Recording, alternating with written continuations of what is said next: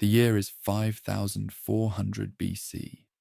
In the scorching heat, where two mighty rivers converge into marshlands that stretch beyond the horizon, a small band of farmers drives wooden stakes deep into the rich black earth. They cannot know they are about to birth humanity's greatest transformation. They only understand that the soil here drinks the annual floods and gives back abundance, that fish swim thick in the reed-choked channels, and that their children might finally escape the endless wandering that has defined mortal existence since the world began. This delta, cradled between the Tigris and Euphrates rivers, will become the stage for civilization's dawn. Here, in what future peoples will call Mesopotamia, the land between rivers, the seeds of urban life take root in mud that seems ordinary, but carries within it the potential to reshape destiny itself. The landscape defies easy description. Neither fully land nor water, it shifts with the seasons like a living thing. Spring floods transform the region into a vast inland sea, depositing layers of fertile silt that glisten black as obsidian under the desert sun. Summer heat bakes the earth into cracked plates, while underground water keeps the roots of date palms alive. Winter brings respite and renewal, preparing the cycle to begin anew. These early settlers understand water as their master and servant both. Too little means death. Too much sweeps away months of labor in a single night. Learning to tame the floods becomes their greatest innovation, one that will echo through millennia of achievement. They dig channels to carry excess water away from their fields, construct earthen barriers to protect their grain stores, and gradually discover that controlling water means controlling life itself. The Ubaid people, as archaeologists will later name them, spread throughout southern Mesopotamia like drops of water, finding every depression in the landscape. Their villages dot the delta, wherever high ground offers refuge from the annual inundation. Each settlement begins the same way. A cluster of mud brick houses surrounding a modest shrine, the whole community elevated on a platform of packed earth that lifts it above the floodline. But Eridu stands apart from the beginning. Founded sometime around 5400 BC on a slight rise overlooking the marshes, this settlement becomes the prototype that truly deserves the name city. What begins as another farming village transforms into something unprecedented as a generation after generation chooses to expand rather than spread out to found new communities elsewhere. The reasons seem practical at the outset. Eridu sits at the perfect intersection of river channels and overland routes, making it a natural gathering place for trade and exchange. Yet commerce alone cannot explain the city's magnetic pull. Its true power lies in the sacred complex at its heart. The initial shrine is modest enough, a simple rectangular building with thick walls and a single doorway facing east toward the rising sun. Inside, the community places offerings to Enki, the god of fresh water who ensures the rivers flow and the springs bubble up from the earth's depths. But this building differs from the household shrines found in other villages. It belongs to the entire community, not to any single family, and its priest serves all the people rather than merely his own kin. Each generation rebuilds the sanctuary larger and more elaborate than before. Where their fathers constructed walls of pressed mud, sons shape standardized bricks and mortar them with bitumen. Where grandfathers offered prayers from ground level, grandsons build platforms that lift their ceremonies closer to heaven. Layer upon layer, century upon century, the sacred structure grows upward like a man-made mountain reaching toward the realm of the gods. By 4500 BC, Eridu's religious complex towers over the surrounding marshlands, its white-painted walls visible for miles throughout the flat delta. Travelers, approaching from any direction, see it immediately, a beacon of ambition rising from the primordial mud, proclaiming that here dwells something greater than mere survival. The sanctuary becomes the beating heart of a new kind of society. Every morning before dawn, farmers stream through the city's gates, carrying surplus grain from their fields. Priests weigh each contribution on bronze scales, their precision a marvel that visitors from distant villages struggle to comprehend. Reed styluses scratch records into soft clay tablets, the world's earliest written words, though they contain no poetry or prayers, only the practical business of accounting for barley and livestock, oil and silver. These clay records reveal the economic revolution that transforms Eridu from village to metropolis. The sacred complex serves as granary, treasury, and market all at once. When the floods come early and ruin the barley crop, families survive on grain stored in the sanctuary's massive chambers. When merchants arrive from the eastern mountains carrying obsidian and lapis lazuli, they trade under the gods' protection for prices the priests judge fair. When disputes arise over water rights or property boundaries, the religious courts settle them with authority that even the proudest farmer accepts. The city spreads outward from this sacred center, like ripples on still water. The wealthy build their homes on the high ground, closest to the ziggurat, spacious compounds with multiple rooms arranged around central courtyards, their walls decorated with painted murals depicting scenes of abundance and divine favor. These houses contain workshops where artisans craft jewelry and tools for trade, storage rooms filled with goods from throughout the known world, and private shrines where family heads make offerings to household gods. Further from the sanctuary, the neighborhoods grow more crowded and practical. Here live the potters and weavers, the fishermen and metal workers whose skills keep the metropolis functioning. Their houses share walls to conserve precious building materials, their rooms smaller and simpler, their decorations limited to geometric patterns pressed into wet plaster. Yet even these modest dwellings represent wealth beyond the dreams of nomadic ancestors, who owned only what they could carry on their backs.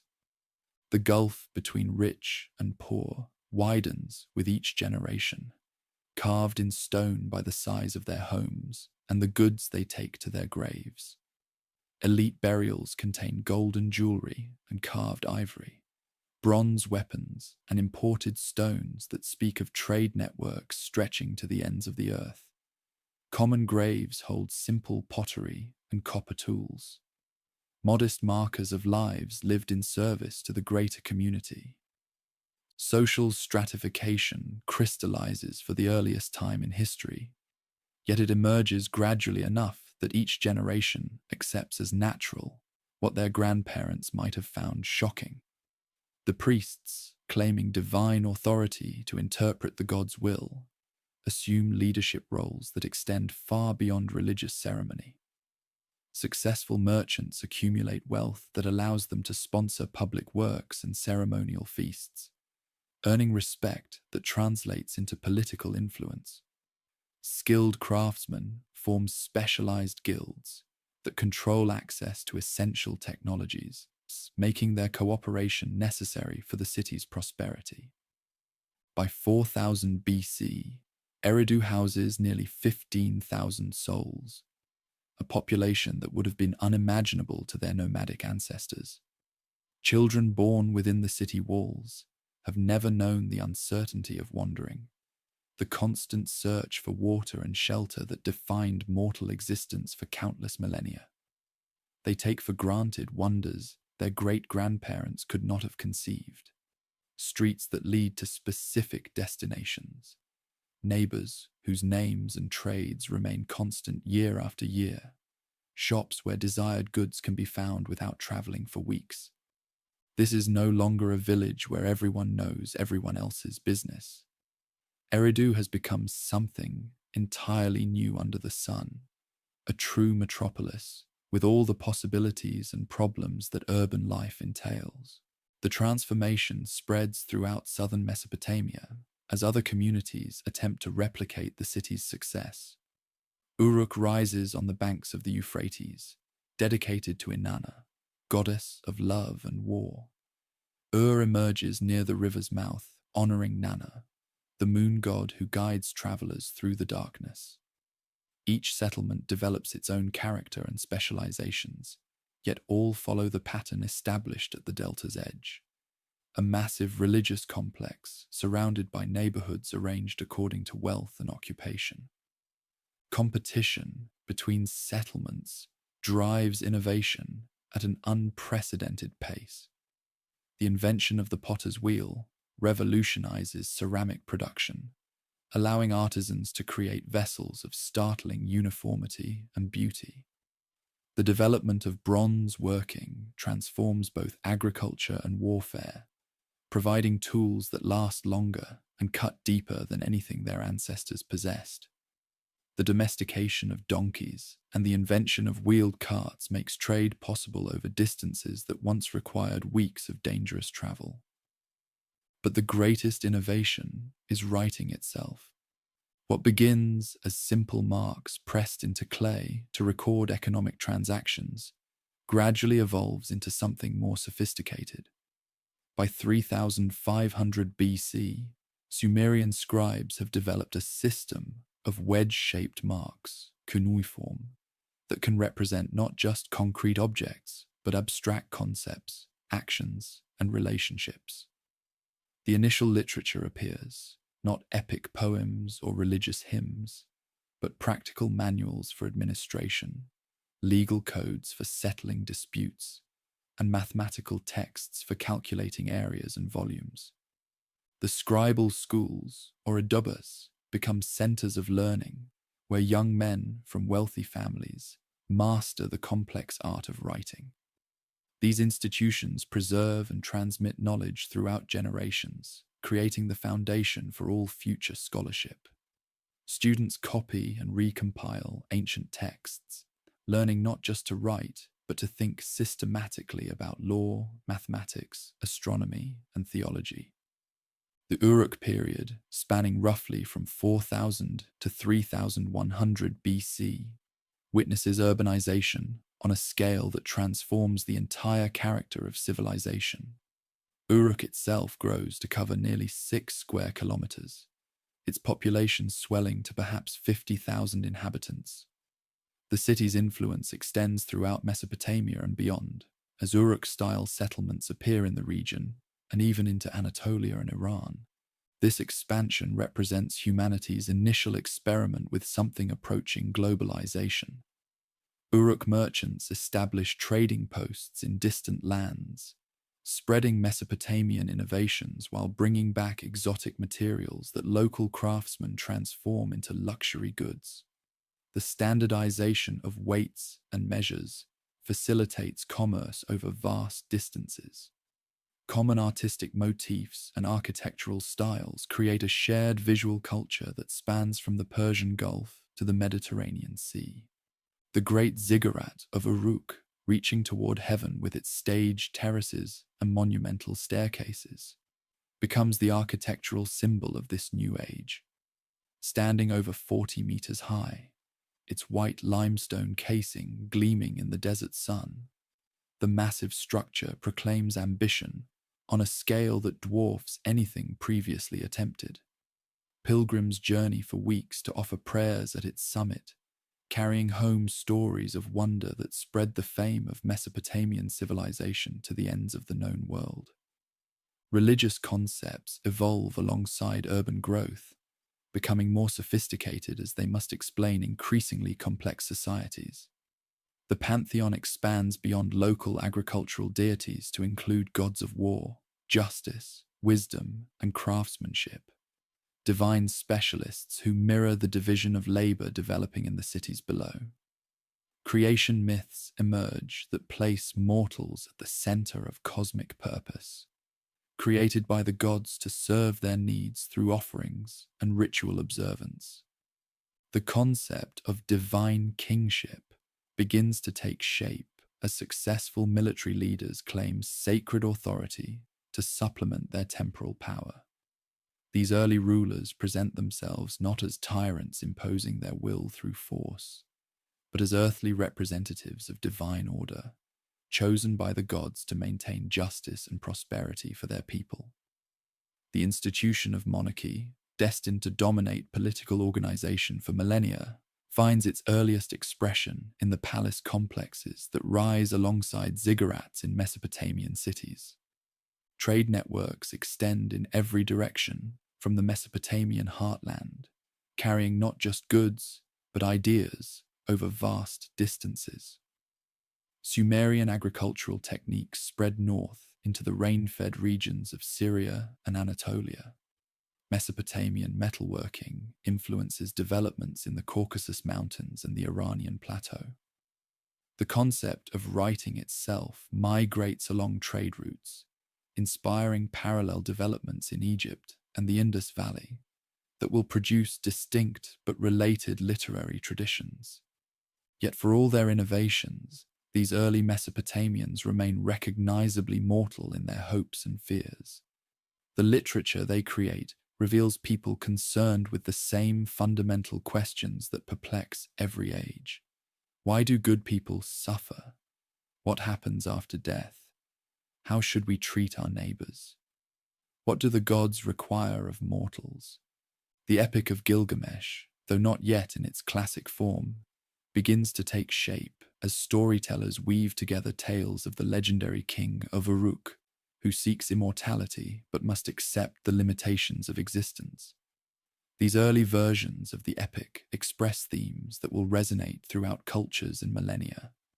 The value of friendship, the inevitability of loss, the search for meaning in a world that often seems arbitrary and cruel. As the 4th millennium BC draws to a close, the transformation is complete. The descendants of nomadic hunters and gatherers have created urban civilization, complete with monumental architecture, complex institutions, sophisticated technologies, and intellectual traditions that will endure for thousands of years. They have learned to live in communities of unprecedented size and complexity, developing systems of law, governance, and social organization that allow tens of thousands of people to coexist peacefully in concentrated settlements. The agricultural surplus that makes this transformation possible also creates new vulnerabilities, dependent on irrigation systems that require constant maintenance, vulnerable to droughts and floods that can destroy years of accumulated wealth in weeks.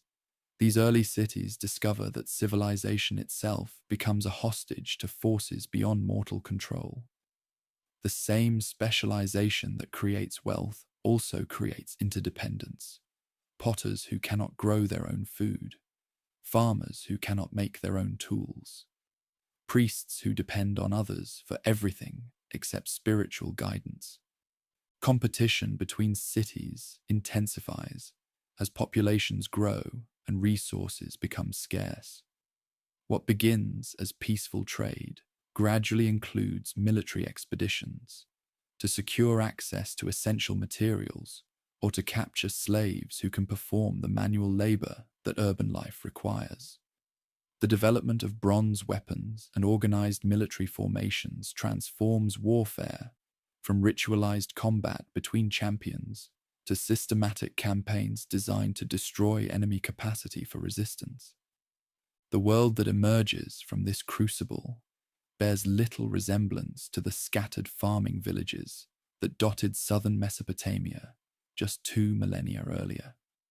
Cities rise like islands of concentrated population above the floodplains, their inhabitants larger than entire regions could once support. Specialized craftsmen create objects of stunning beauty and complexity. Merchants travel thousands of miles to acquire materials from distant lands. Scribes preserve knowledge in permanent form that can be transmitted through generations without change or loss. Most importantly, people have learned to conceive of themselves as participants in projects larger than individual lifespans.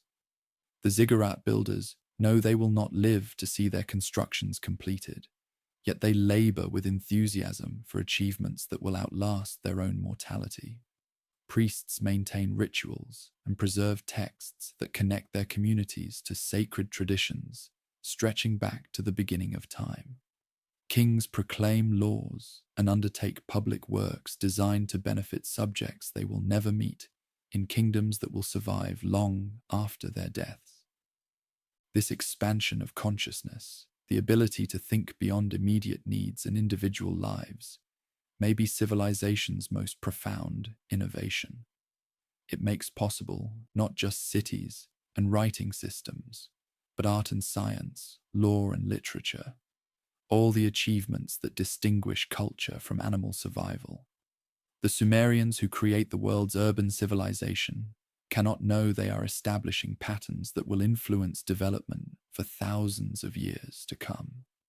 They only know they have built something remarkable from the mud of the delta, something worthy of their children and their children's children. The age of wandering has ended. The age of cities has begun. Standing in the shadow of the great ziggurat as the fourth millennium draws to a close, watching merchants from distant lands conduct business in a dozen languages, while priests record transactions in the world's earliest written script, an observer might sense they are witnessing a hinge moment in the story of civilization. The future stretches ahead, full of possibilities that nomadic ancestors could never have imagined. Empires and law codes, epic literature and mathematical theorems, astronomical observations and architectural marvels. But the past already seems impossibly distant. The memory of wandering endlessly in search of game and seasonal plants has faded into myth and legend. These city dwellers, for all their sophistication, can barely comprehend the courage and endurance of ancestors who survived for countless generations, with nothing but stone tools and accumulated wisdom passed down through oral tradition. The transformation is irreversible. Humanity has eaten from the tree of knowledge, learned to reshape the natural world according to purpose and design, discovered that cooperation on a massive scale can create abundance beyond individual capability. There will be setbacks and catastrophes, dark ages when cities crumble and populations scatter. But the fundamental insight remains. People working together can achieve what no individual could accomplish alone. From the mud of Mesopotamia, civilization has emerged like a flower blooming in the desert. Fragile still, dependent on favorable conditions and careful tending, yet destined to spread throughout the earth and transform every aspect of existence. The Sumerians have lit a fire that will never be extinguished, begun a conversation that will continue as long as people inhabit the earth. The cradle has been built. Now comes the greater challenge, learning to live within it without destroying what makes civilization possible in the beginning. Dawn breaks over the marshlands of Sumer as Eannatum of Lagash leads his bronze-tipped phalanx toward the disputed border. Behind him march farmers who abandoned their barley fields to settle once and for all, who controls the life-giving canals that separate his domain from rival Ummah. The year is 2450 BC, and combat has become as regular as the flooding of the rivers, a season of violence that returns inevitably as settlement fights settlement for water, land, and the favor of the gods. This is the early dynastic period, when southern Mesopotamia fragments into a patchwork of competing polities, each ruled by monarchs who claim divine mandate while eyeing their neighbors' territories with naked ambition. Gone are the days when a single great center like Uruk could dominate the region through trade and cultural influence alone. Now dozens of settlements dot the landscape, their walls bristling with watchtowers and their armies clashing in battles that will echo through eternity. The king list, compiled centuries later by scribes attempting to impose order on chaos, begins with the declaration that rulership descended from heaven. According to this mythical chronicle, the deities initially granted eternal dominion to Eridu, but after the great flood that nearly destroyed the world, divine authority scattered among multiple centers. Kish received the blessing, then Uruk, then Ur, power flowing like floodwater from one metropolis to another as fortunes rose and fell. Yet beneath the mythology lies a harsher truth. Sovereignty belongs to whoever can seize it and hold it against all challengers. The evolution from priest-ruled communities to warrior kingdoms unfolds gradually but inexorably. In the earliest days, the Enesi, literally Lord of the Plough, governed through religious authority and community consent. These priest rulers managed irrigation systems, supervised grain distribution, and mediated disputes. But their power remained circumscribed by tradition and the approval of citizen assemblies that could withdraw support from leaders who failed to serve the common good. Combat pressures transform everything.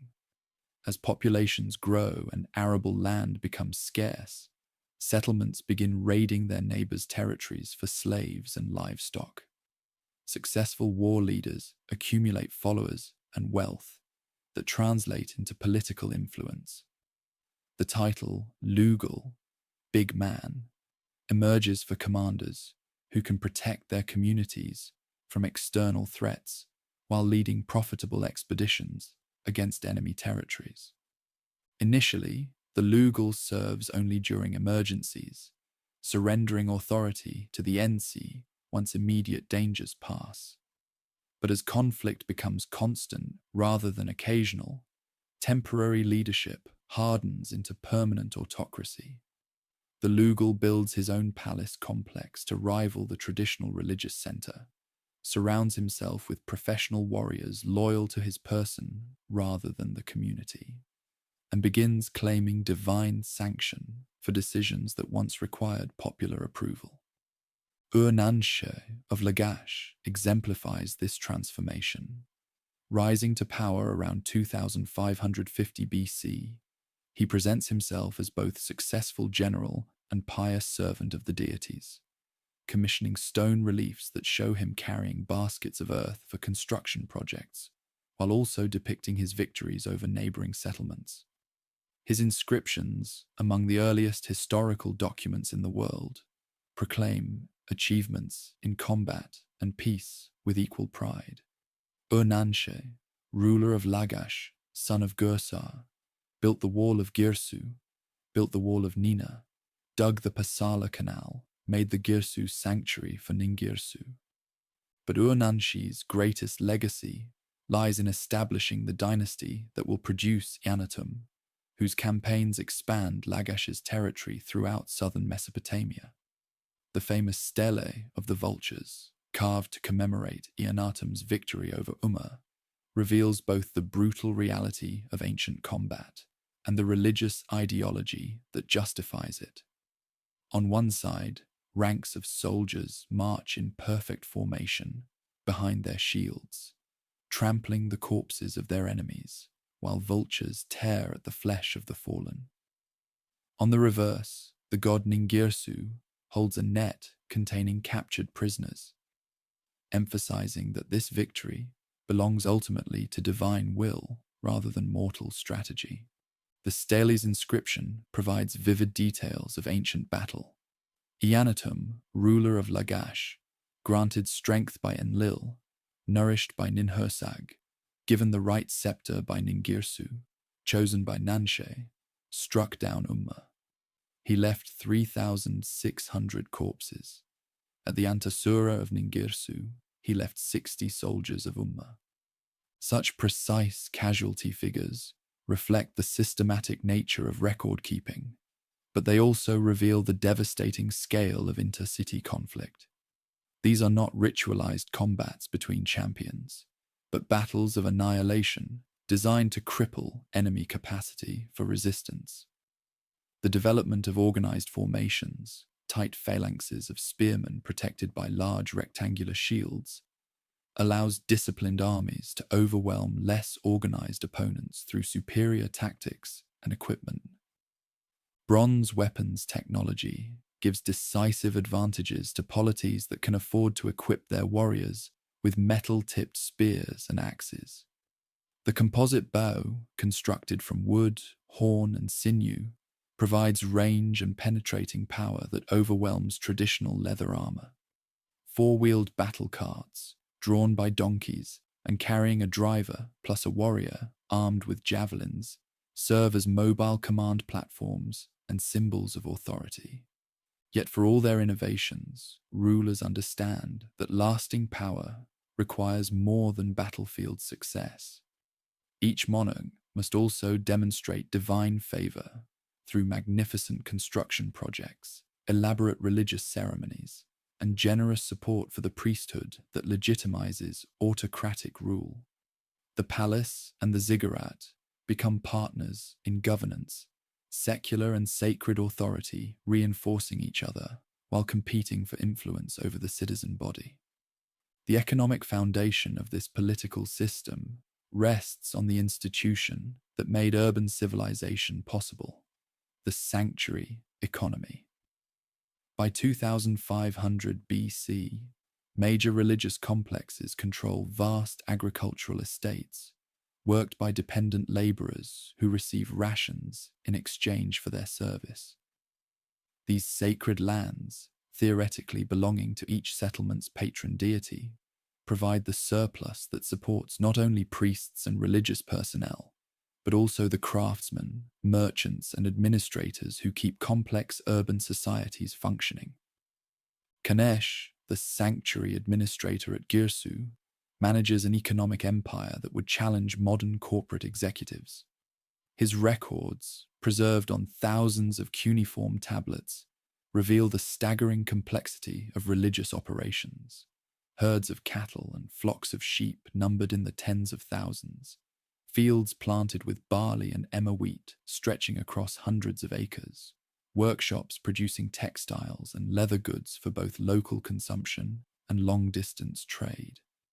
The sanctuary of Ningirsu employs specialists whose job descriptions read like a catalogue of urban occupations: fullers and dyers who process wool into finished cloth, metalworkers who cast bronze tools and weapons, carpenters who construct everything from furniture to boats, brewers who transform barley into the beer that serves as daily wages for manual laborers. Each group maintains its own hierarchy of masters, journeymen, and apprentices, creating vertical social structures that cross-cut the horizontal divisions between rich and poor. Women play crucial roles in this sanctuary economy, though their activities often remain invisible in records written by male scribes.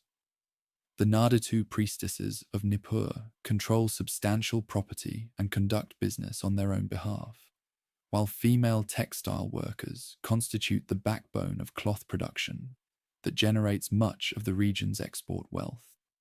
The En priestess, highest religious authority in many settlements, wields power that rivals or exceeds that of secular leaders, particularly in matters relating to fertility, agriculture, and the annual sacred marriage ceremonies that ensure divine blessing for the community. These ritual marriages between political or priestly figures and representatives of major deities reflect the understanding that earthly authority must remain grounded in cosmic order. The ruler who fails to maintain proper relationships with the heavenly powers, who neglects required ceremonies, shows insufficient respect for traditional observances, or permits moral corruption to flourish in his domain, risks not only divine displeasure, but popular revolt by subjects who interpret natural disasters as evidence of leadership unfitness. The pantheon grows increasingly elaborate as urban societies develop more sophisticated governmental and economic institutions. An, the sky god, reigns supreme but remains distant from daily affairs. Enlil, lord of wind and storm, serves as executive authority who enforces divine decrees. Enki, master of wisdom and fresh water, provides the knowledge that makes civilization possible. Inanna, goddess of love and war, embodies the passions that both create and destroy societies. Each major settlement claims special relationship with particular deities who serve as divine patrons and protectors. Enlil dwells in Nippur, making that center the religious heart of Sumer, despite its relatively modest size and limited political power. Enki resides at Eridu, honoring the ancient settlement where urban life began. Inanna rules from Uruk, the great commercial metropolis, whose influence extends throughout the known world. These divine associations create religious obligations that transcend political boundaries, as pilgrims from every community journey to attend festivals and make offerings at sanctuaries controlled by their rivals. The standardization of weights and measures facilitates commerce between communities that might be at war politically but remain economically interdependent. The barley standard becomes the basic unit of value, with silver serving as a medium of exchange for high-value transactions. Interest rates on loans, recorded in countless business documents, stabilize around 20% annually for silver and 33% for grain, figures that suggest both the profitability of trade and the risks involved in commercial ventures. Long-distance commerce connects regional settlements to resources and markets extending from the Persian Gulf to Anatolia. Merchants traveling to Dilmun, modern Bahrain, bring back copper and precious stones from the Arabian Peninsula. Expeditions to Margan, Oman, secure supplies of diorite and other hard stones used for sculpture and construction. Trade with Meluha, the Indus Valley, provides ivory, pearls, and exotic woods that demonstrate wealth and international connections. These commercial networks spread innovations throughout the ancient world, while bringing foreign influences into Mesopotamian settlements. The potter's wheel revolutionizes ceramic production across vast regions. Cuneiform writing adapts to record languages from Syria to Iran. Mesopotamian artistic motifs appear on objects found in archaeological sites thousands of miles from their place of origin. Yet cultural exchange flows in both directions. Local craftsmen incorporate techniques and designs learned from foreign artisans. Religious concepts evolve through contact with other theological traditions. Even the Epic of Gilgamesh, quintessentially Mesopotamian in its themes and setting, incorporates narrative elements that reflect influence from neighboring cultures. The invention of the lunar calendar brings mathematical precision to agricultural and religious observance. Astronomers divide the year into 12 months, based on lunar cycles, then add intercalary months to maintain alignment with solar seasons crucial for farming. This calendar system, with its sophisticated understanding of astronomical relationships, influences timekeeping throughout the ancient world and provides the foundation for calendar systems still used today. Mathematical innovation extends far beyond practical computation. Scribes developed the sexagesimal system, base 60, that survives in modern measurements of time and angles. They create multiplication tables, solve quadratic equations, and calculate areas and volumes using geometric principles that anticipate later Greek mathematics. The educational system that produces these mathematical achievements, centered in the Aduba scribal schools, represents humanity's earliest systematic approach to formal education. Students in these schools master not only technical skills, but also the literary and religious traditions that define cultural identity. They copy and memorize epic poems, hymns, and wisdom literature that preserve the community's understanding of proper behavior and cosmic order. The curriculum includes practical subjects like accounting and law, alongside more theoretical studies in theology and natural philosophy. The legal system that emerges from these educational institutions reflects sophisticated understanding of justice and social order. Although no complete law code survives from this period, thousands of legal documents reveal courts that handle everything from property disputes to criminal cases. Judges weigh testimony, examine evidence, and render verdicts based on established precedents rather than arbitrary personal preference. Contracts for the sale of land, houses, and slaves demonstrate the development of private property concepts that distinguish these laws from earlier communal systems. Marriage agreements specify dowries, inheritance rights, and grounds for divorce with precision that suggests centuries of legal evolution. Adoption documents provide for children's welfare while protecting adult interests in ways that balance individual rights against family obligations. The rise of professional warrior classes transforms both combat and society. No longer can every citizen farmer be expected to defend his community with agricultural tools converted to weapons. Successful armies require soldiers who train constantly, fight in disciplined formations, and remain loyal to commanders rather than local communities.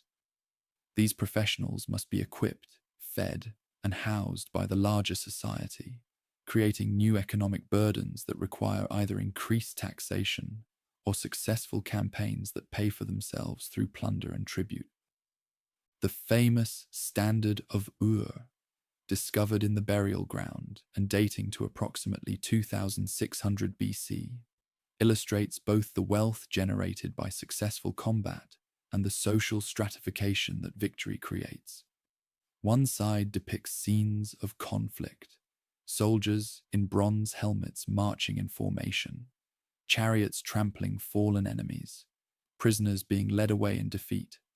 The reverse shows scenes of peace, nobles feasting on fish and meat while musicians provide entertainment, servants carrying abundant food and drink, prosperity flowing from triumph to civilian enjoyment.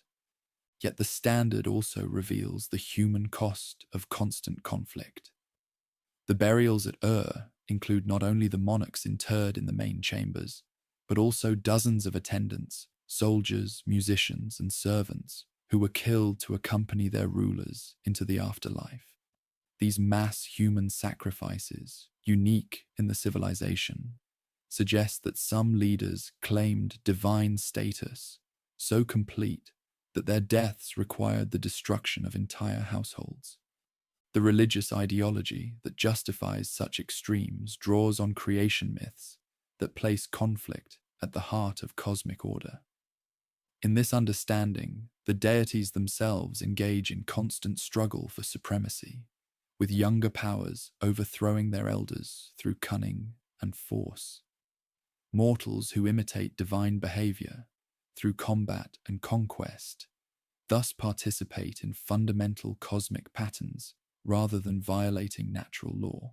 This theological framework provides legitimacy for expansion, while also imposing moral constraints on rulers who claim divine authorization.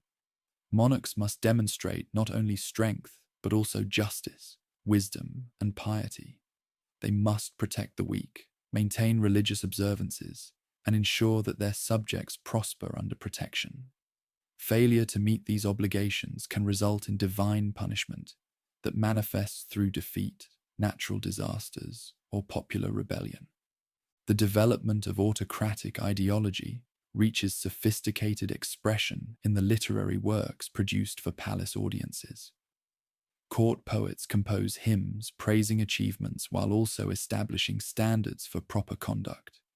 Inscriptions proclaim victories and construction projects while emphasizing the ruler's role as servant of the deities and protector of his people.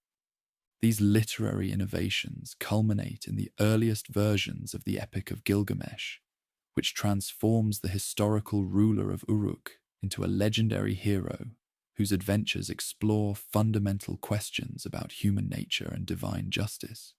Though Gilgamesh possesses superhuman strength and achieves mighty deeds, he must ultimately accept the limitations that distinguish mortals from the divine. His friendship with Enkidu, his grief at his companion's death, and his futile quest for immortality express themes that transcend the specific context of this civilization. By 2400 BC, the system of competing polities has achieved remarkable stability despite constant conflict.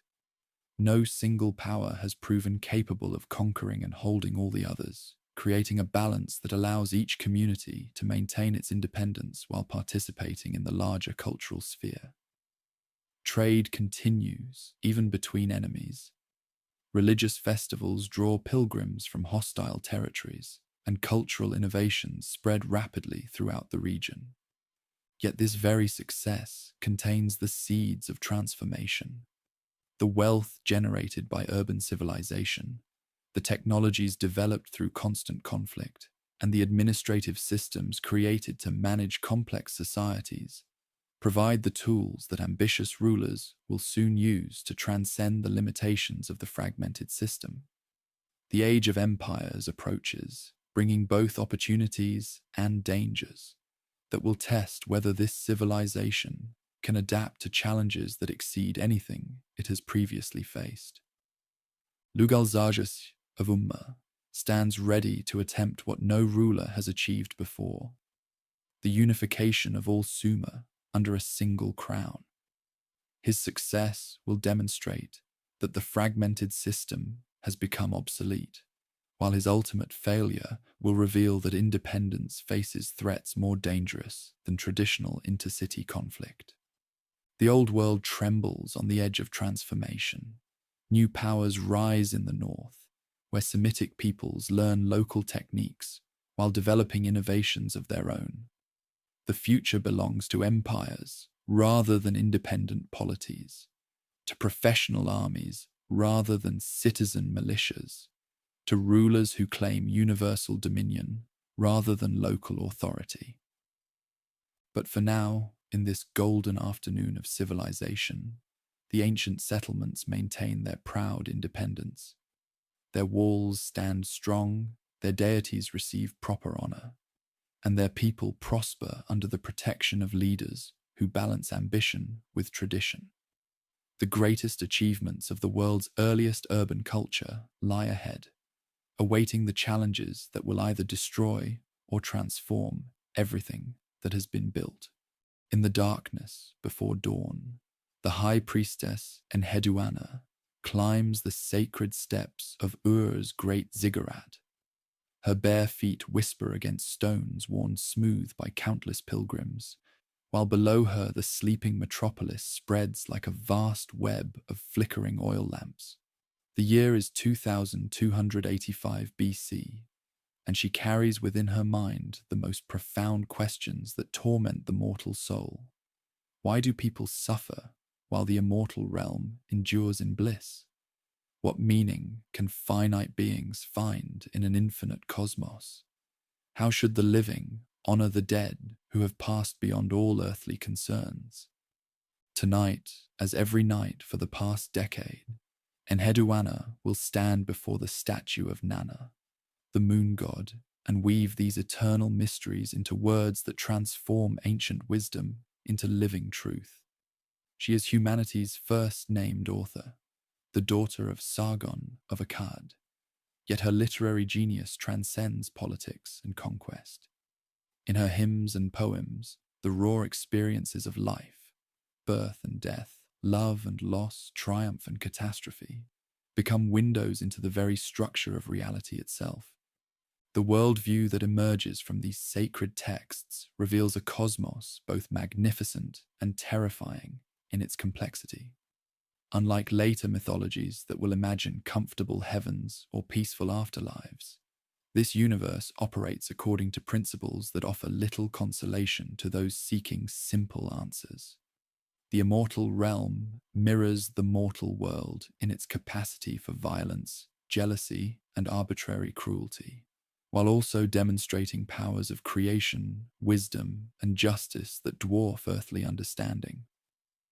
At the summit of existence stands An, the distant sky father, whose authority encompasses all that exists yet, who rarely intervenes directly in worldly affairs. Like a cosmic monarch ruling through appointed officials, and delegates immediate governance to subordinate deities who oversee specific domains within the universal order. This hierarchical structure reflects the political realities of society, while also providing theological explanations for the complexity and apparent contradictions of natural phenomena. Enlil, master of wind and storm, serves as An's chief executive, wielding the power to enforce celestial decrees through elemental forces that can either nourish or destroy communities. When crops flourish and rivers flow at optimal levels, mortals know they have earned Enlil's approval. When droughts parch the fields or floods sweep away entire settlements, they understand that immortal displeasure demands immediate attention through increased offerings, purification rituals, or changes in leadership that have somehow offended cosmic sensibilities. The theological sophistication of this system becomes apparent when comparing it to simpler religious frameworks that rely on single, all-powerful deities. By distributing heavenly authority among multiple specialized powers, this theology can account for the contradictory nature of existence. The same natural forces that bring life also bring death. The same passions that create beauty also generate destruction. The same political institutions that maintain order also enable oppression. Enki, the wise god of fresh water and knowledge, embodies these contradictions most clearly. As the deity who provides the irrigation that makes agriculture possible, he serves as mortality's greatest benefactor. Yet the myths also portray him as a cunning trickster who sometimes defies the commands of higher authorities, saving people from destruction planned by other immortal powers, while also introducing new complications that require constant vigilance and adaptation. The famous tale of the Great Flood illustrates this theological complexity perfectly. When the assembly of deities decides to destroy civilization through a universal deluge, Enki secretly warns the hero, Ziusudra, later known as Utnapishtim in the Epic of Gilgamesh, to build an ark and preserve representatives of all living species. This act of celestial rebellion saves the world from total annihilation. Yet it also establishes a cosmic precedent that immortal will itself can be divided, that even eternal authorities disagree about proper treatment of mortal creatures.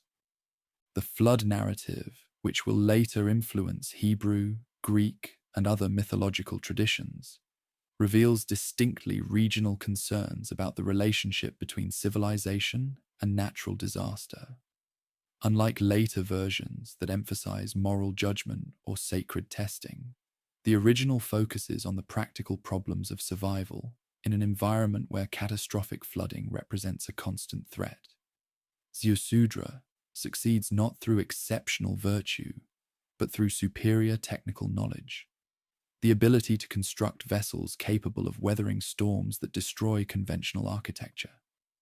This emphasis on ingenuity as the key to survival reflects the pragmatic worldview of peoples who created urban civilization through constant struggle against environmental challenges. The myths celebrate not passive faith or mystical transcendence, but active problem-solving, technological innovation, and social cooperation as the qualities that enable mortals to thrive, despite cosmic indifference to their welfare. Inanna, the goddess of love and conflict, represents perhaps the most psychologically complex figure in the entire pantheon. Neither purely benevolent nor entirely destructive, she embodies the contradictory impulses that drive both individual behavior and historical change. Her domains include sexual passion and armed combat, fertility and political power, artistic inspiration and ruthless ambition, all the forces that make existence simultaneously wonderful and terrible. The Descent of Inanna, one of the world's earliest known literary masterpieces, explores themes that will resonate through every subsequent culture's attempts to understand mortality and meaning. When Inanna travels to the underworld to confront her sister, Ereshkigal, Queen of the Dead, she must surrender all her immortal regalia and submit to the same fate that awaits every mortal creature. Her death plunges the upper world into barrenness and sterility, demonstrating that life and death exist in dynamic tension rather than simple opposition. Only through the intervention of loyal servants and the wisdom of Enki does Inanna return to life, but her resurrection comes at a price. She must provide a substitute to take her place in the realm of the dead, eventually choosing her lover, Dumuzi, whose pastoral contentment has failed to acknowledge the magnitude of her suffering. This cruel, yet somehow just decision establishes the theological foundation for seasonal change. Dumuzi's annual death and rebirth, explaining why vegetation dies in summer heat and returns with winter rains. The myth's exploration of love, betrayal, and sacrifice speaks to universal experiences while also providing practical explanations for agricultural cycles that determine survival in society. Yet its deeper significance lies in the unflinching examination of mortality's meaning. Unlike religious systems that promise eternal reward for earthly virtue, this theology acknowledges that death comes to all creatures, regardless of their moral standing, that suffering often strikes the innocent while the guilty prosper. That meaning must be created through action, rather than discovered through celestial revelation. The sacred marriage ceremonies that reenact Inanna's relationship with Dumuzi represent civilization's most sophisticated attempt to harmonize individual desire with cosmic necessity. Each year, the ruler or his representative ritually couples with a priestess embodying the goddess, symbolically ensuring that immortal fertility will continue blessing the community's crops and livestock. These elaborate rituals, involving days of preparation, public processions, and ceremonial feasting, demonstrate the central role that sexuality plays in understanding sacred power. Yet the ceremonies also reveal anxieties about the relationship between earthly authority and celestial approval. The ruler who participates in sacred marriage claims intimate connection with eternal powers, but he also accepts responsibility for outcomes beyond mortal control. If the rains fail or the harvest disappoints, religious logic suggests that somehow the sacred union has been improperly performed, that moral or ritual failures have disrupted the cosmic harmony essential for prosperity. This theological framework creates enormous psychological pressure on political leaders, while also providing mechanisms for social change when existing authorities prove inadequate. Popular uprisings against unpopular rulers often invoke religious justifications, claiming that immortal displeasure with corrupt or incompetent leadership requires new representation in the sacred marriage ceremonies that ensure community survival.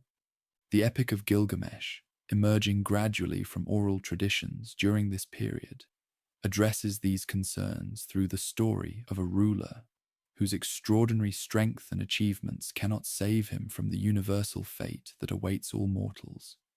The historical Gilgamesh, who probably ruled Uruk around 2700 BC, becomes in mythological transformation a figure who embodies both the possibilities and limitations of ambition. The epic's opening presents Gilgamesh as a tyrant whose abuse of power alienates his subjects and offends the immortal order. In response to popular complaints, the deities create Enkidu, a wild man who initially lives among animals, but gradually learns civilized behavior through encounters with society. The friendship that develops between these contrasting figures, the over-civilized ruler and the barely domesticated wild man, explores fundamental questions about the relationship between nature and culture, individual desire and social responsibility. Their joint adventures, including the defeat of the monster Humbaba and the slaying of the Bull of Heaven, demonstrate that heroic achievement requires both raw strength and civilized skill, that the greatest accomplishments emerge from cooperation between complementary personalities rather than solitary effort. Yet these victories also generate celestial anger that ultimately leads to Enkidu's death, plunging Gilgamesh into grief that transforms his understanding of existence itself. The epic's final episodes, recounting Gilgamesh's futile quest for immortality, confront directly the questions that torment every consciousness. What happens after death? Can exceptional individuals transcend the limitations that define mortal existence? Is there any ultimate meaning to achievements that time will inevitably erase? The answers the epic provides offer no false comfort, but rather a mature acceptance of finitude combined with affirmation of the values that make limited existence worthwhile. When Gilgamesh finally encounters Utnapishtim, the flood survivor who has achieved immortality, he learns that this celestial gift came through unique historical circumstances that cannot be repeated. The secret of eternal life lies not in magical formulas or heroic deeds, but in accepting one's place within the larger cosmic order, while making the most of opportunities that finite existence provides. The plant of youth that Gilgamesh briefly obtains slips from his grasp, stolen by a serpent while the hero bathes, symbolizing that renewal belongs to natural cycles rather than individual will. The epic concludes not with triumph or tragedy, but with a kind of philosophical resignation that affirms dignity while acknowledging limits. Gilgamesh returns to Uruk, understanding that his legacy lies in the monuments he has built, the people he has served, and the wisdom he has gained through suffering. The physical structures of civilization, walls, temples, palaces, will eventually crumble, but the knowledge and values embodied in these achievements continue through cultural transmission that transcends individual mortality. This theological and philosophical framework shapes every aspect of society, from daily religious observances to major political decisions. The concept of me, celestial ordinances that establish proper order in both cosmic and earthly affairs, provides the foundation for law codes, ethical principles, and social institutions that organize community life according to patterns believed to reflect universal truth. The me encompass everything from basic natural phenomena, sunrise and sunset, seasonal change, birth and death, to complex cultural achievements, writing, music, craftsmanship, governance. According to mythological accounts, Inanna steals these immortal ordinances from Enki and brings them to people, explaining both the source of civilized knowledge and the constant struggle required to maintain cultural achievements against forces of chaos and destruction. This myth of cultural transmission through celestial theft reflects sophisticated understanding of the relationship between creativity and cosmic order. Unlike religious systems that attribute all knowledge to direct revelation, this theology recognizes that cultural progress requires active effort, often involving rebellion against conservative authorities who prefer traditional arrangements to innovative solutions. The educational system that preserves and transmits these theological insights operates through the Adaba schools attached to major temples. Here, young scribes learn not only technical skills, but also the literary and religious traditions that define cultural identity. The curriculum includes copying and memorizing ancient myths, hymns, and wisdom literature, alongside practical subjects like mathematics, accounting, and correspondence. These schools produce the intellectual elite who will serve as administrators, judges, priests, and teachers throughout society.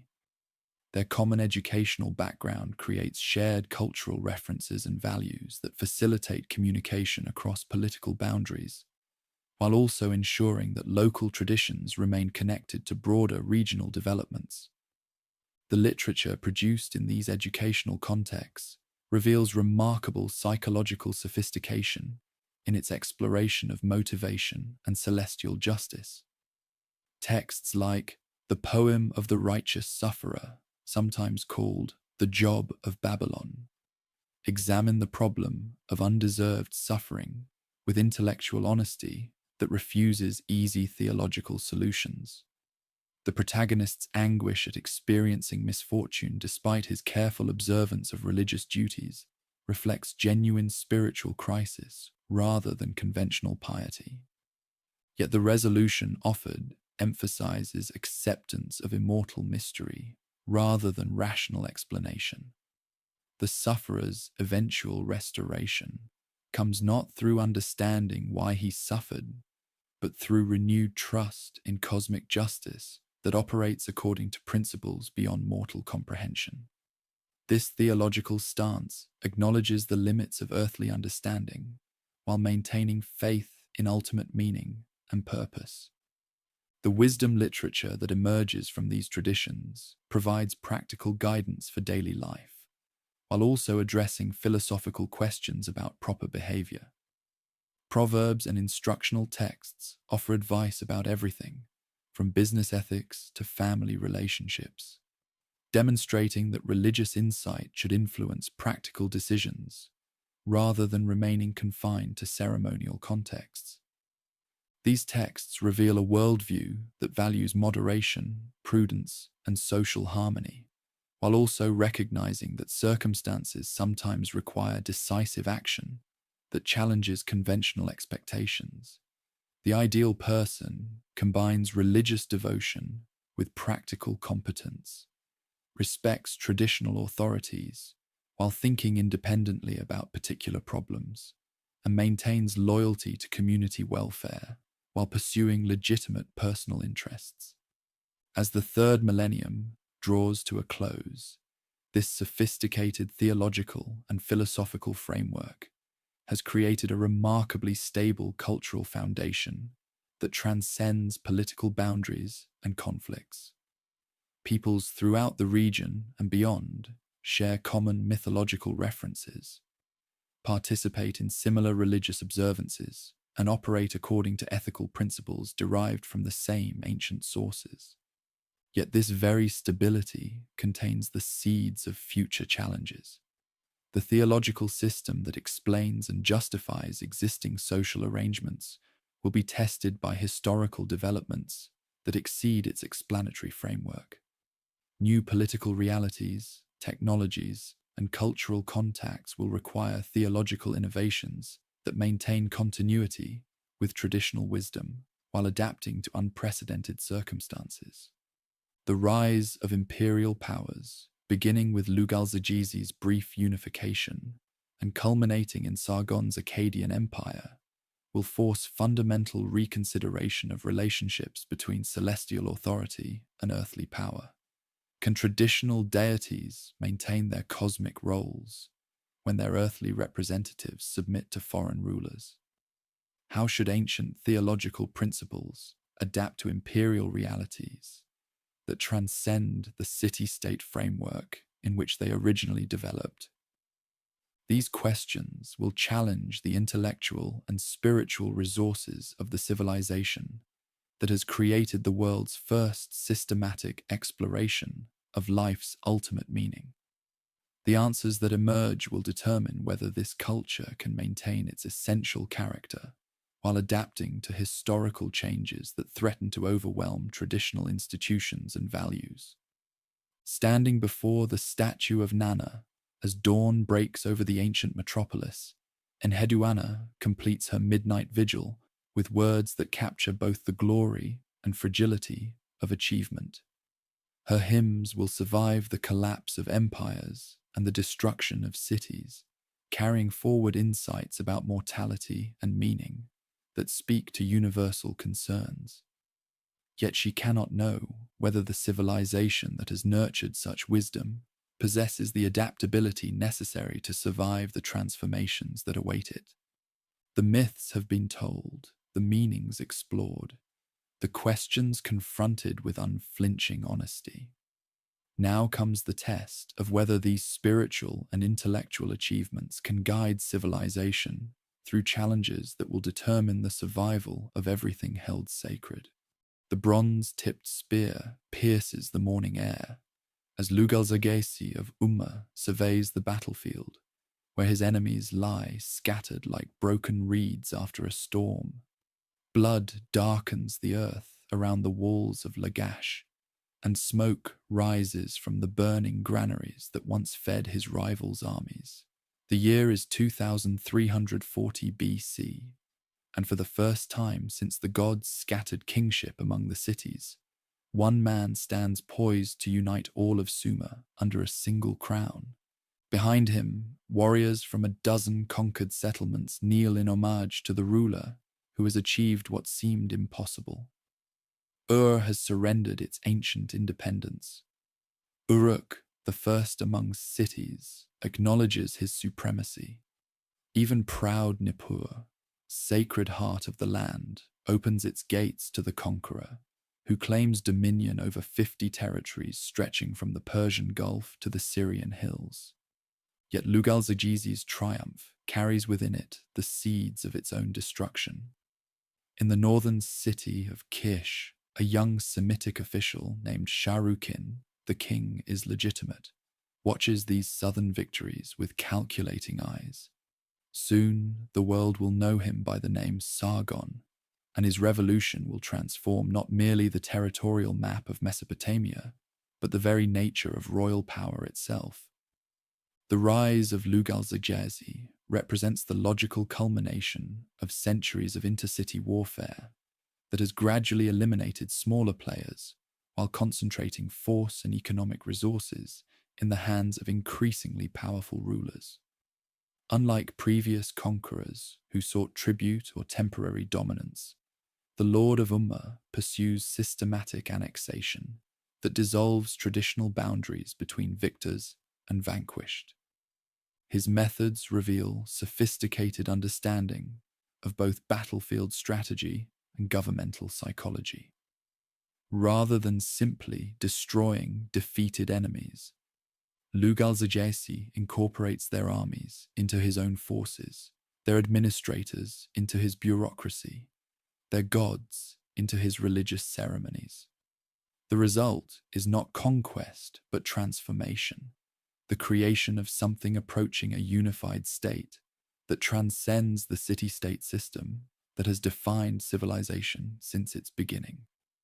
The royal inscription that commemorates his achievements reads like a manifesto for territorial ambition. When Enlil, king of all lands, granted to Lugalzagesi the kingship of the nation, made all lands bow down before him, from the sunrise to the sunset. Then he made straight his path from the lower sea, along the Tigris and Euphrates to the upper sea. From the sunrise to the sunset, Enlil permitted him no rival. This grandiose language masks practical innovations that make unprecedented territorial control possible. Lugalzagesi's administration relies on professional bureaucrats rather than local nobles, standardized legal codes rather than traditional customs, centralized resource allocation rather than autonomous city-state economies. For the first time, merchants can travel from the Persian Gulf to Anatolia under the protection of a single sovereign who guarantees safe passage and uniform commercial regulations. Yet the very scope of these achievements creates vulnerabilities that more traditional rulers avoid. The logistics of controlling territory, stretching across hundreds of miles, strain administrative capabilities that evolved to manage single urban centers. Communication delays mean that provincial unrest can spread unchecked, while central authorities remain ignorant of developing crises. Most dangerously, expansion brings contact with peoples who possess combat technologies and organizational methods that challenge conventional assumptions about warfare and governance. Among these potential threats, none appears more innocuous than the Semitic populations scattered throughout northern Mesopotamia and Syria. Unlike the urbanized southerners, these groups maintain semi-nomadic lifestyles that emphasize mobility and tribal loyalty over territorial control and institutional command. Their languages belong to a different family entirely. Their religious practices focus on different deities, and their social organization operates according to principles that seem primitive compared to the sophisticated bureaucracies of southern cities. Yet appearances deceive. These northern peoples have spent centuries observing innovations while adapting them to their own cultural contexts. They understand cuneiform writing, bronze metallurgy, and agricultural techniques, but they have also preserved combat traditions that urbanized populations have largely abandoned.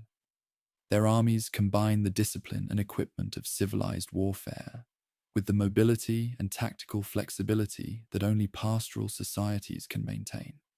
Sargon embodies this cultural synthesis perfectly. Born to Semitic parents in a region where northern dialects predominate, he nevertheless receives a thoroughly Mesopotamian education that includes literacy in the southern script, familiarity with urban administration, and training in the religious and legal traditions that legitimize royal command throughout the region. His name suggests adoption into established society, possibly as a foundling rescued from the river, in circumstances that later legends will elaborate into mythological narratives of divine protection and destined greatness. The historical figure emerges into recorded history as an official in the court of Ur-Zababa, king of Kish, where his responsibilities include oversight of trade networks that connect northern and southern Mesopotamia. This position provides intimate knowledge of both southern wealth and southern vulnerabilities, the economic systems that generate urban prosperity, the formations that protect it, and the divisions that prevent effective coordination among potential defenders. When Lugalzagesi's expansion threatens Kish's independence, Sargon recognizes an opportunity that his more conventional superiors cannot imagine. Rather than accepting subordination to southern leadership or attempting futile resistance with inadequate resources, he proposes a radical alternative: the creation of a new kind of empire that harnesses the combat potential of northern peoples, while incorporating the administrative sophistication of established civilization. The coup that brings the young commander to power in Kish unfolds with lightning speed that suggests months of careful preparation. Ur-Zababa disappears from historical records, presumably eliminated by conspirators who understand that half measures invite retaliation. Within weeks, northern forces are marching south under banners that proclaim not merely territorial conquest, but civilizational transformation.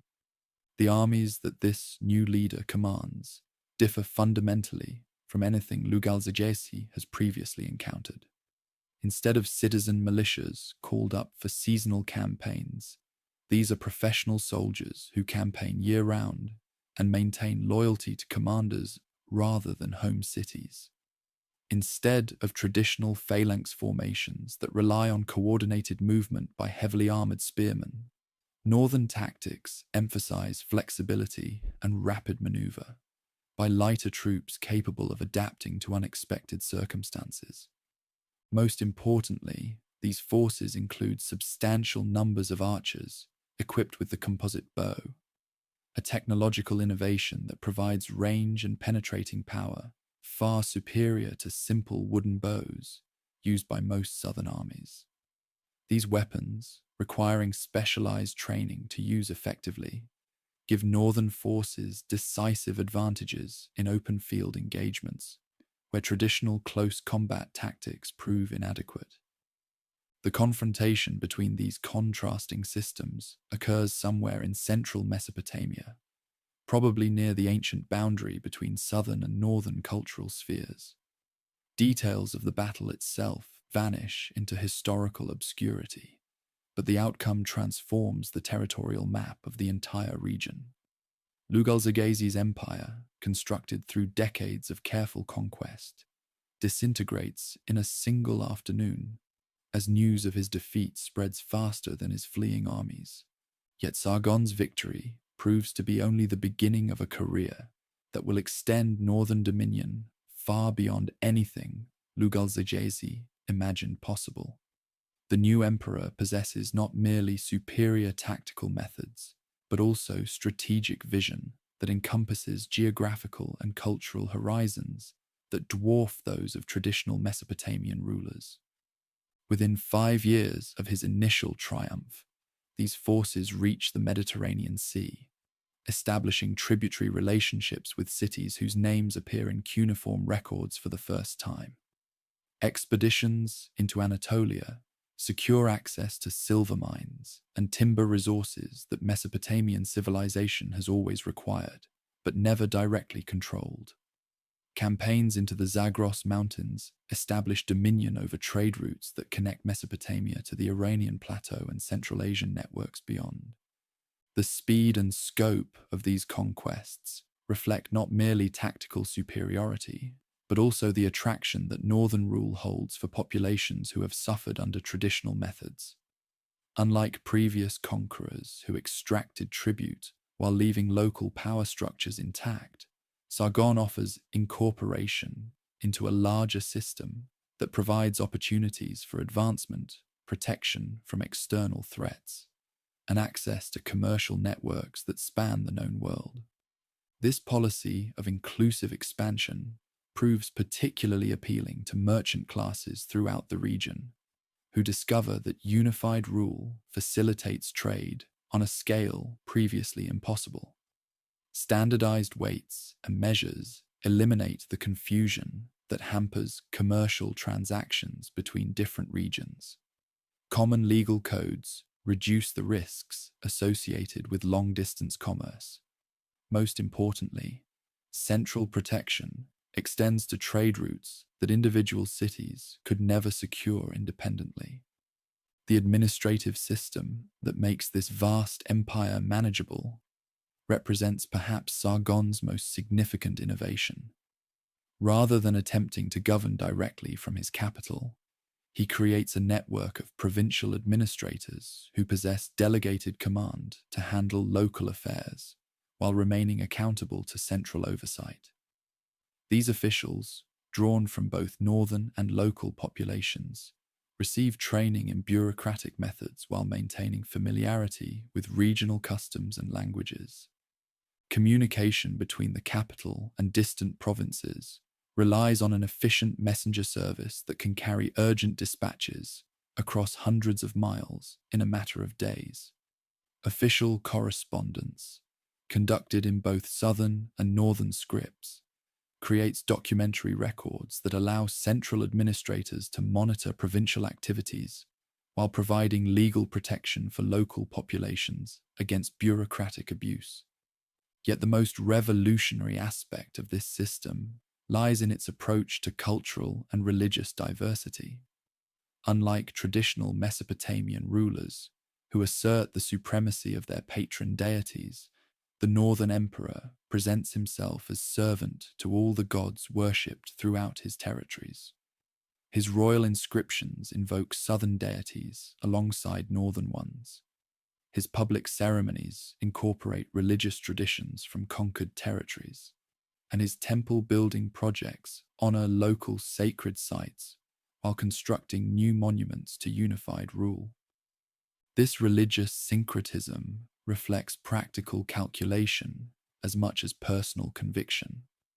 By respecting local religious traditions, Sargon eliminates one of the primary sources of resistance that destroyed previous attempts at unification.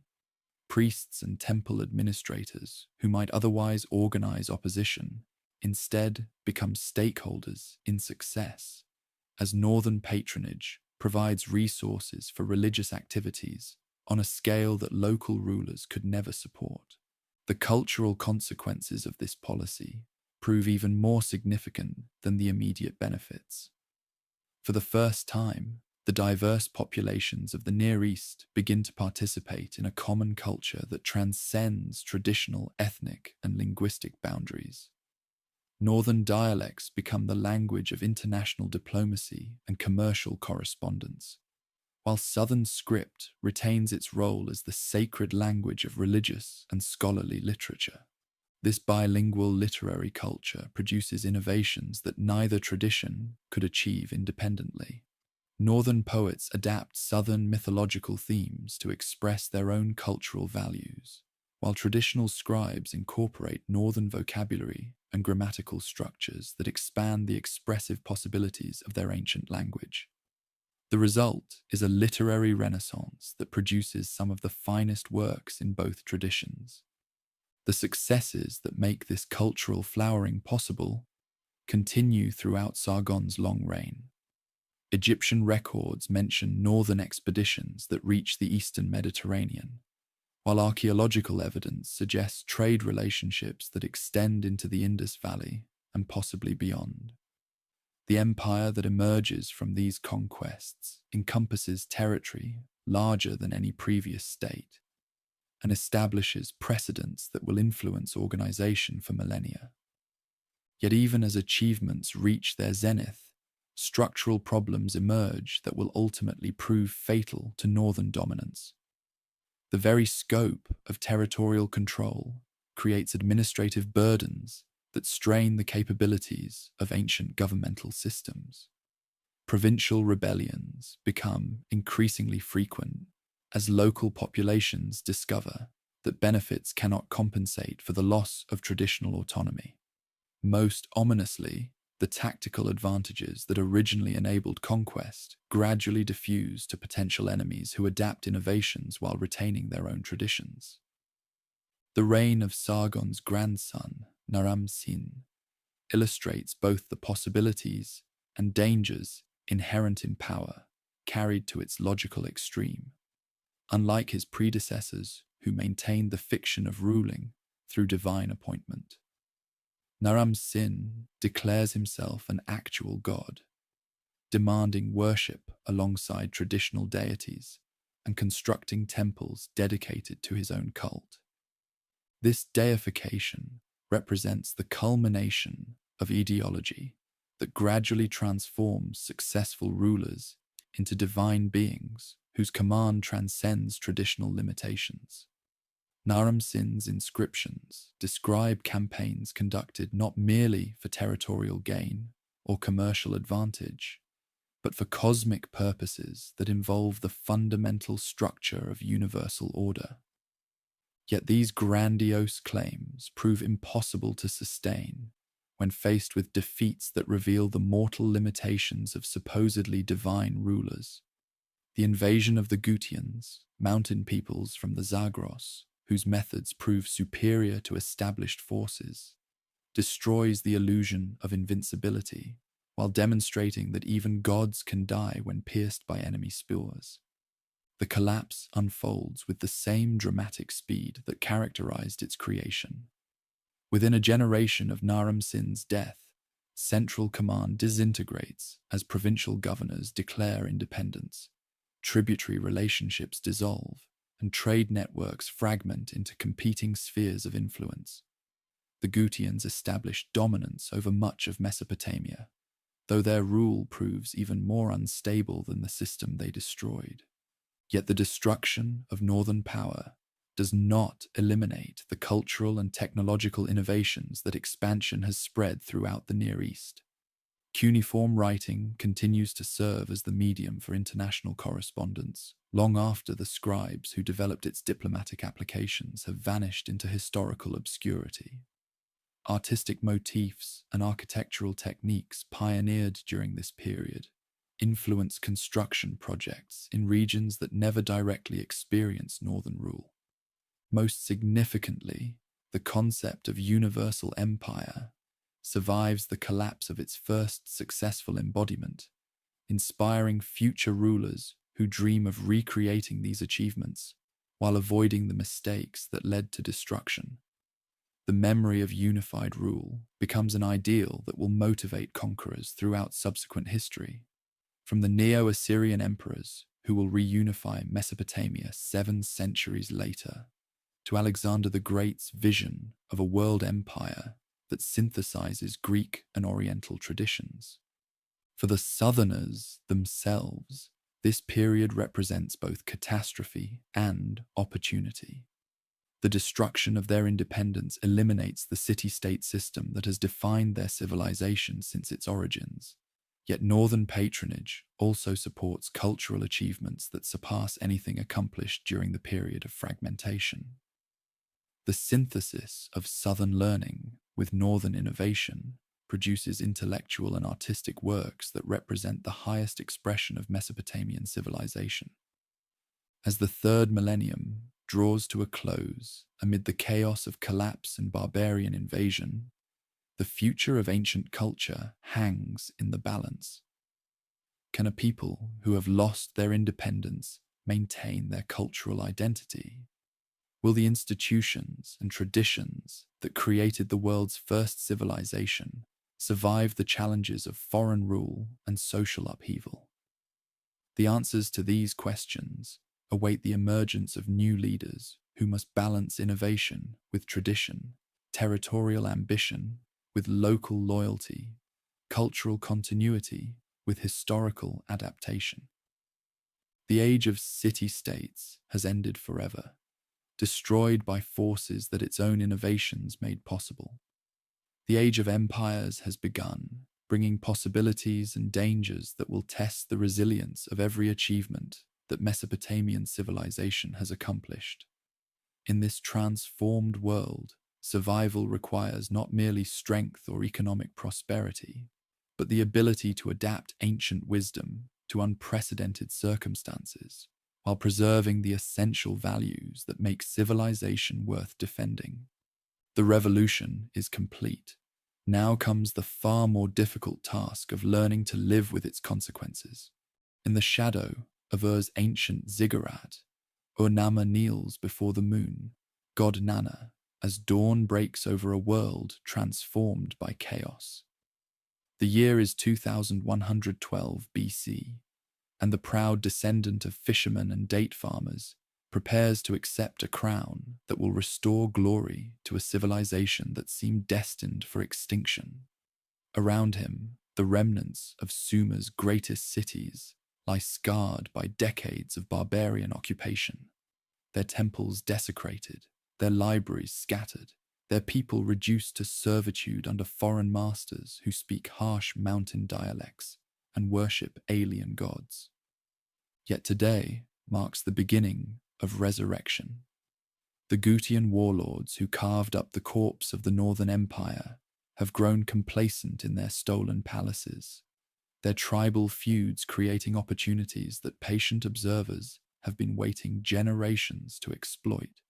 Ur-Namma has spent 20 years building alliances among the scattered nobility of the south, learning the lessons of previous failures while preparing for the moment when united action might restore independence to the land between the rivers. The Gutian collapse unfolds with startling swiftness once the first blow falls. These mountain warriors, formidable in conquest, proving capable of governing the complex urban societies they have dominated through fear alone. Their kings squabble over tribute rights while their followers drift back to highland strongholds, leaving administrative chaos in territories that require constant attention to irrigation systems, trade networks, and religious observances that maintain social order. Ur-Namma strikes when Gutian attention focuses on internecine warfare in the Northern Territories. His forces, disciplined veterans trained in traditional formations, but equipped with innovations learned during the occupation, sweep through the southern cities like floodwater, breaking through weakened dikes. Within 6 months, the banners of Ur fly over settlements that have not known native rule for nearly a century. Yet military victory represents only the beginning of challenges that will determine whether this restoration proves permanent or merely another cycle in the endless alternation between order and chaos that has characterized Mesopotamian history. Ur-Namma understands that lasting success requires more than battlefield triumph. It demands the reconstruction of institutions, traditions, and cultural achievements that foreign occupation has damaged or destroyed. The new monarch's first priority involves restoring the irrigation systems that make urban civilization possible in this arid landscape. Decades of neglect under barbarian rule have allowed canals to silt up, dikes to crumble, and regulatory mechanisms to fall into disrepair. Without immediate attention to hydraulic infrastructure, even the most brilliant cultural renaissance will collapse when the next drought reduces agricultural productivity below subsistence levels. The massive public works projects that Ur-Namma initiates dwarf anything attempted by previous rulers in their scope and sophistication. Teams of engineers survey hundreds of miles of waterways, calculating optimal gradients and designing distribution systems that will serve both agricultural and urban needs. Thousands of laborers, volunteers, conscripts, and purchased captives dig new channels while repairing ancient ones according to specifications that reflect centuries of accumulated hydraulic knowledge. These construction projects serve multiple purposes beyond their immediate practical benefits. They provide employment for populations displaced by years of warfare and occupation, creating economic stability that allows normal social relationships to resume.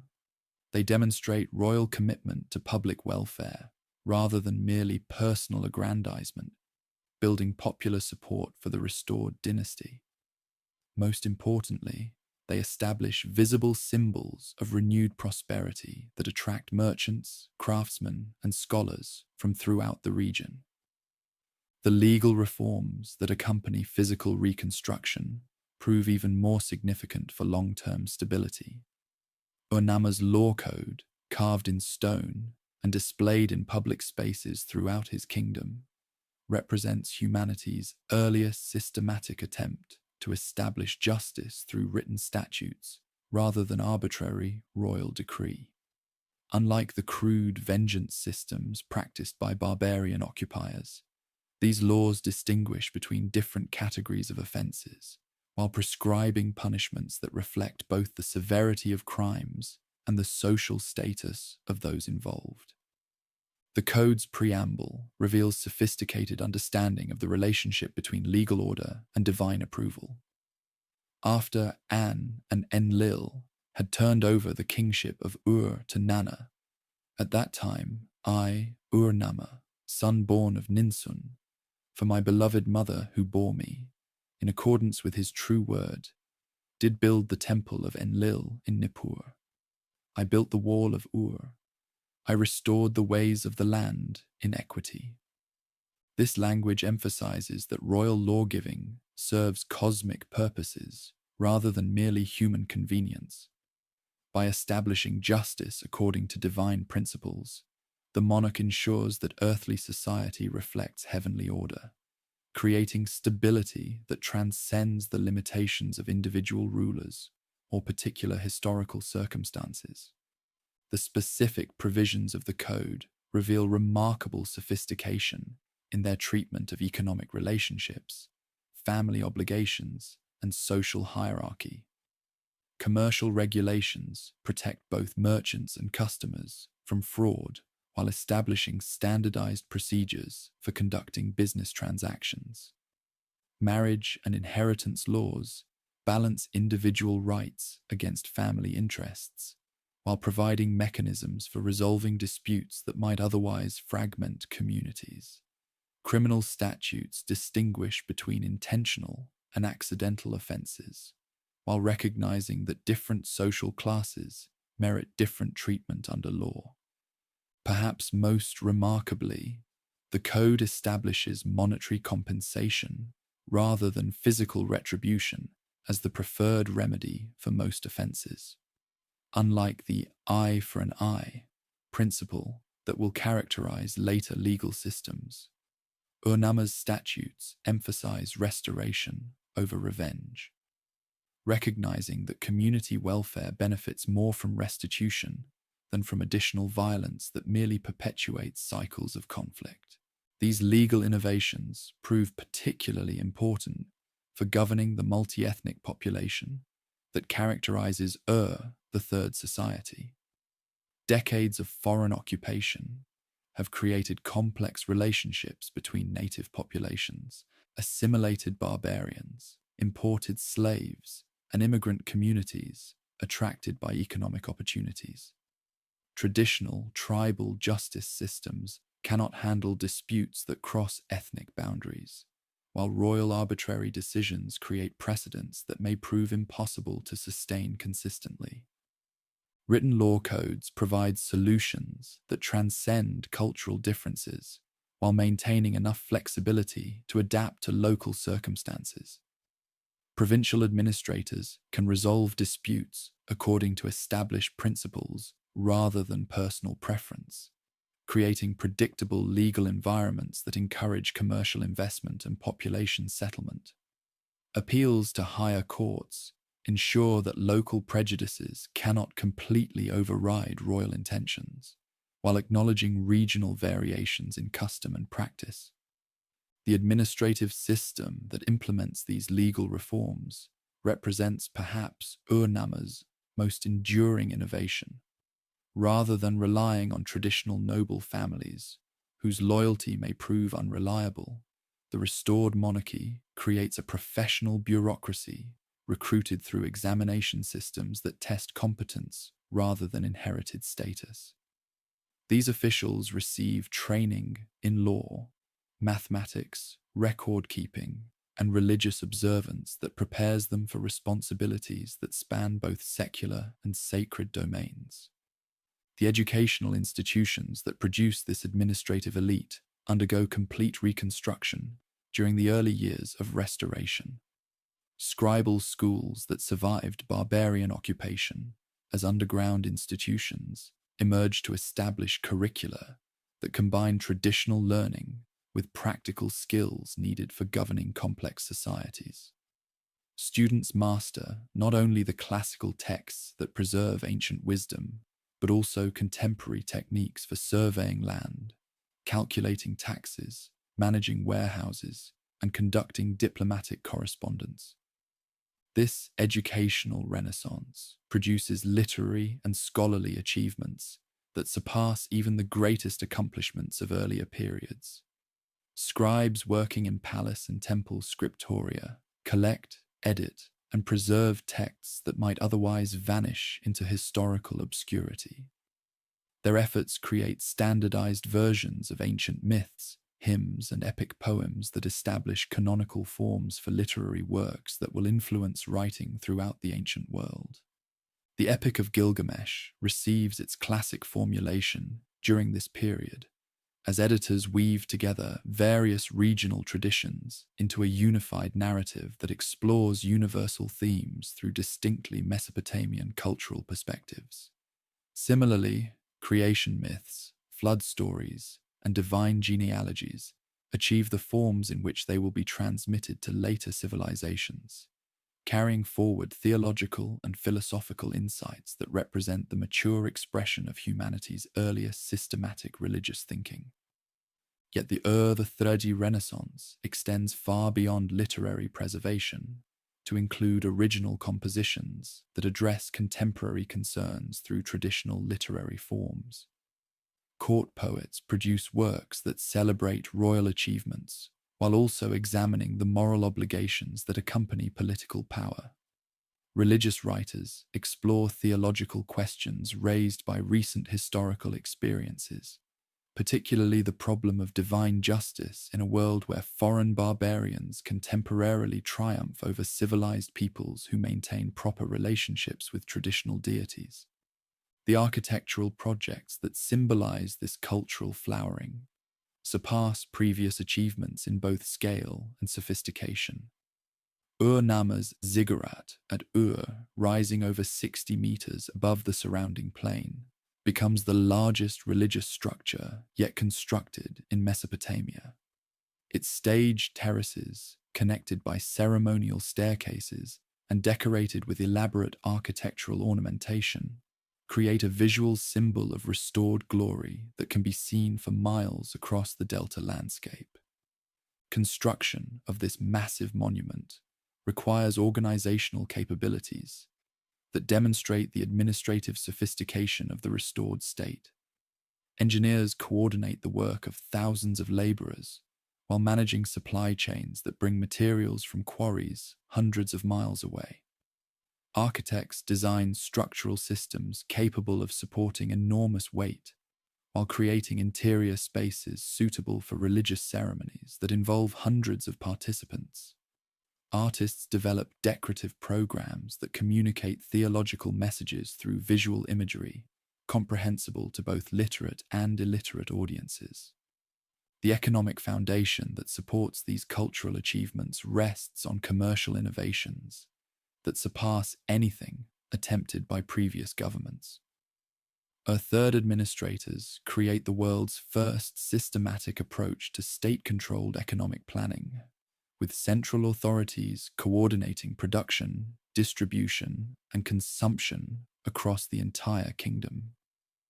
This system, revealed through tens of thousands of cuneiform tablets discovered in palace and temple archives, demonstrates organizational complexity that rivals modern corporate structures in its scope and sophistication. The famous redistribution center at Drehem illustrates the scale and efficiency of this planned economy. Located strategically between major cities, this facility receives livestock tribute from throughout the kingdom, processes animals for ritual sacrifice and secular consumption, and distributes meat products according to carefully calculated schedules that ensure adequate supplies for religious festivals, royal ceremonies, and administrative personnel. Records show that Drehem handles hundreds of thousands of cattle, sheep, and goats annually, requiring logistical coordination that involves transportation, storage, processing, and distribution operations spanning the entire agricultural calendar. Similar centralized management extends to other economic sectors: textile production, metalworking, pottery manufacture, and agricultural processing operate according to state plans that allocate resources, assign quotas, and distribute finished products based on governmental priorities rather than market mechanisms. This system eliminates the inefficiencies and inequalities that characterize purely commercial economies, while ensuring that essential goods remain available even during periods of environmental stress or external threat. Yet the very success of this planned economy creates vulnerabilities that will ultimately contribute to the dynasty's collapse. The administrative burden of managing such complex systems strains governmental capabilities, particularly when external pressures reduce available resources or disrupt transportation networks. More fundamentally, the system's dependence on central coordination makes the entire kingdom vulnerable to leadership failures or communication breakdowns that might have only local effects in more decentralized economies. The reign of Ur-Namma's son, Shulgi, illustrates both the possibilities and limitations inherent in this approach to governance. Ascending the throne in 2094 BC, Shulgi inherits a kingdom that has achieved remarkable stability and prosperity under his father's reforms. His 48-year reign witnesses the culmination of the cultural and economic achievements that define the Ur-Thre Renaissance. Yet it also reveals structural problems that will prove impossible to resolve within existing institutional frameworks. Shulgi's early years focus on consolidating and extending his father's innovations, rather than introducing fundamental changes to governmental systems that appear to function effectively. He completes major construction projects begun during the previous reign, while initiating new ones that demonstrate royal commitment to public welfare and divine service. His road-building programs create the first systematic transportation network in history, with maintained highways connecting major cities and way stations, providing security and supply services for official travelers. These infrastructure improvements facilitate commercial growth that exceeds all previous achievements. Merchants can travel safely between distant markets while carrying larger quantities of goods than ever before possible. Standardized weights, measures, and currency systems eliminate confusion that hampered earlier trade relationships. Most importantly, royal protection extends to commercial activities across the entire kingdom, reducing risks that traditionally required substantial profit margins to justify long-distance ventures. The cultural achievements of Shulgi's middle years represent the pinnacle of literary and artistic accomplishment. Palace schools produce scholars whose mathematical, astronomical, and linguistic expertise surpasses anything achieved by previous civilizations. The king himself receives literary education that enables him to compose hymns and poems whose technical sophistication demonstrates the high level of cultural refinement that characterizes the court.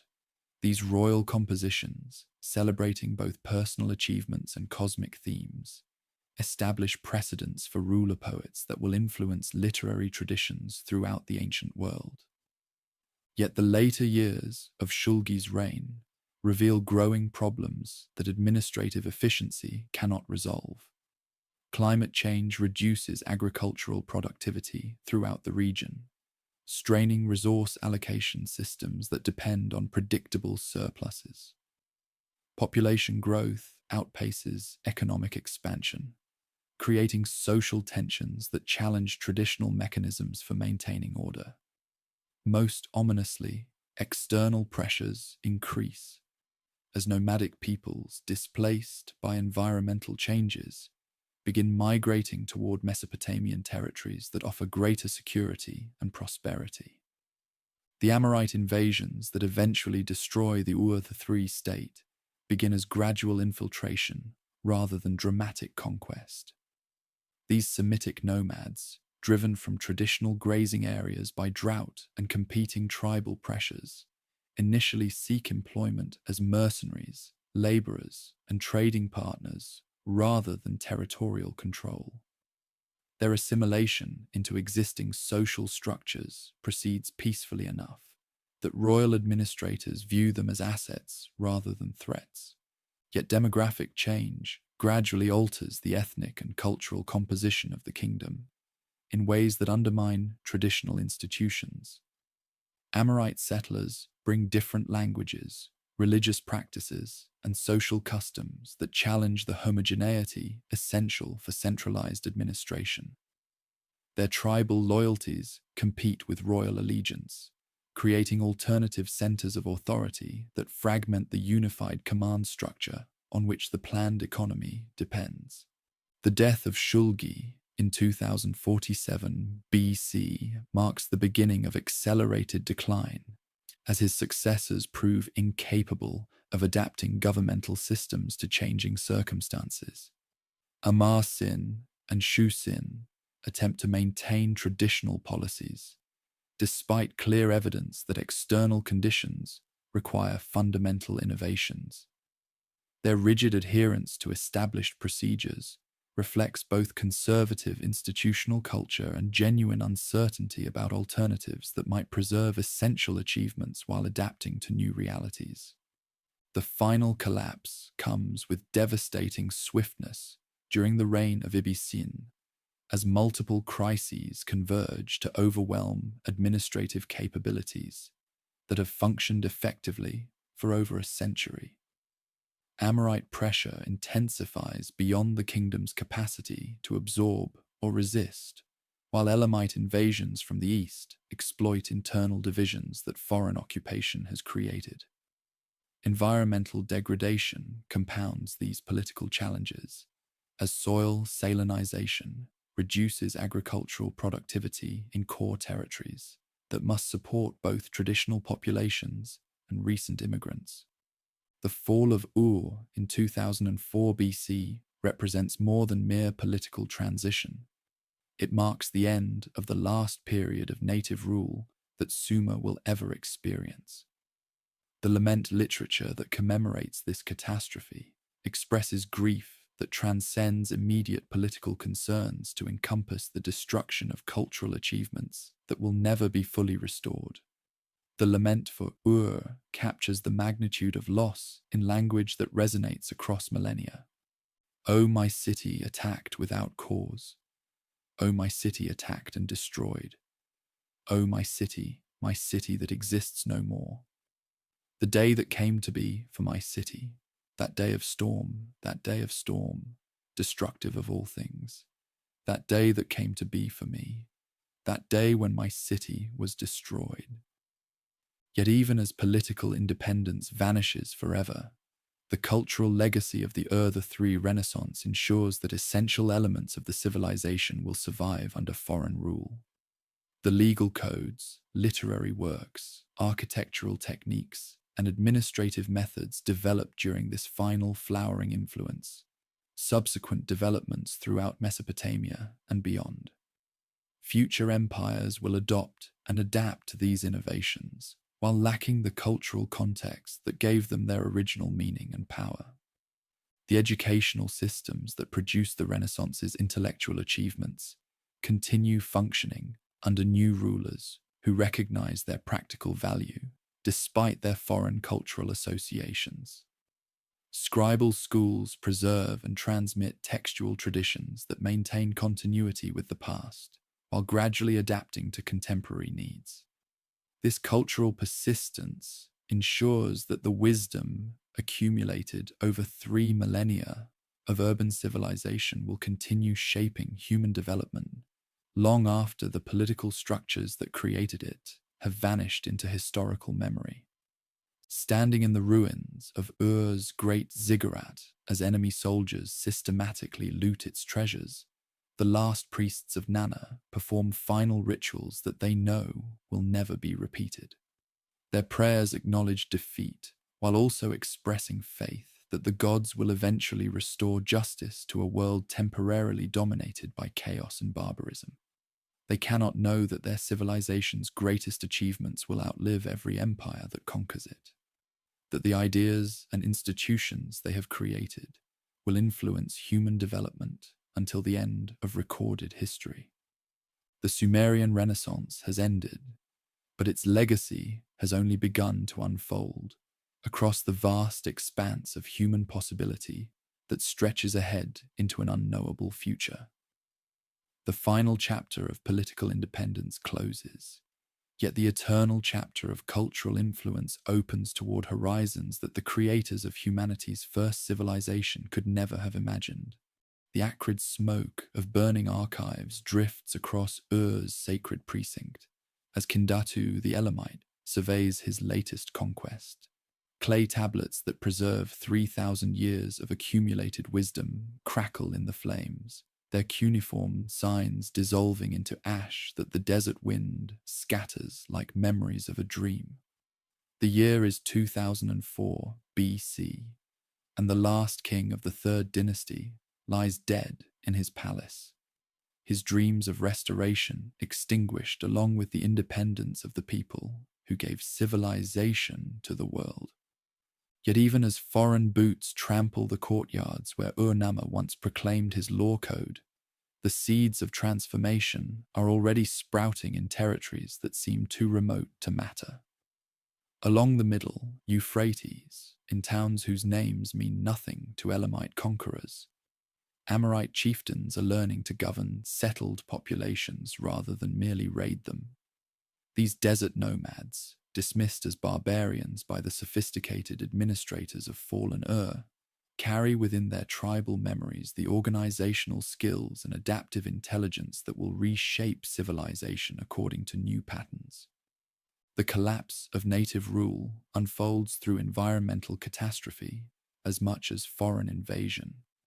The irrigation systems that transformed southern regions into the world's first urban heartland have been poisoning themselves for generations through processes that even the most skilled engineers cannot reverse. Millennia of intensive agriculture have raised salt levels in previously fertile soils until barley yields drop below subsistence requirements despite normal rainfall and careful cultivation. The technical term that modern scientists use, salinization, cannot capture the human tragedy that unfolds as farming communities watch their ancestral fields turn white with mineral deposits that make plant growth impossible. Families that have worked the same plots for 20 generations abandon settlements that their great-grandfathers founded, joining streams of environmental refugees who seek sustenance in territories already strained by population pressure and resource scarcity. These internal migrations create social tensions that existing governmental structures prove incapable of managing. The centralized administrative system that functioned efficiently during periods of stable productivity breaks down when faced with demographic chaos that requires rapid adaptation to changing circumstances.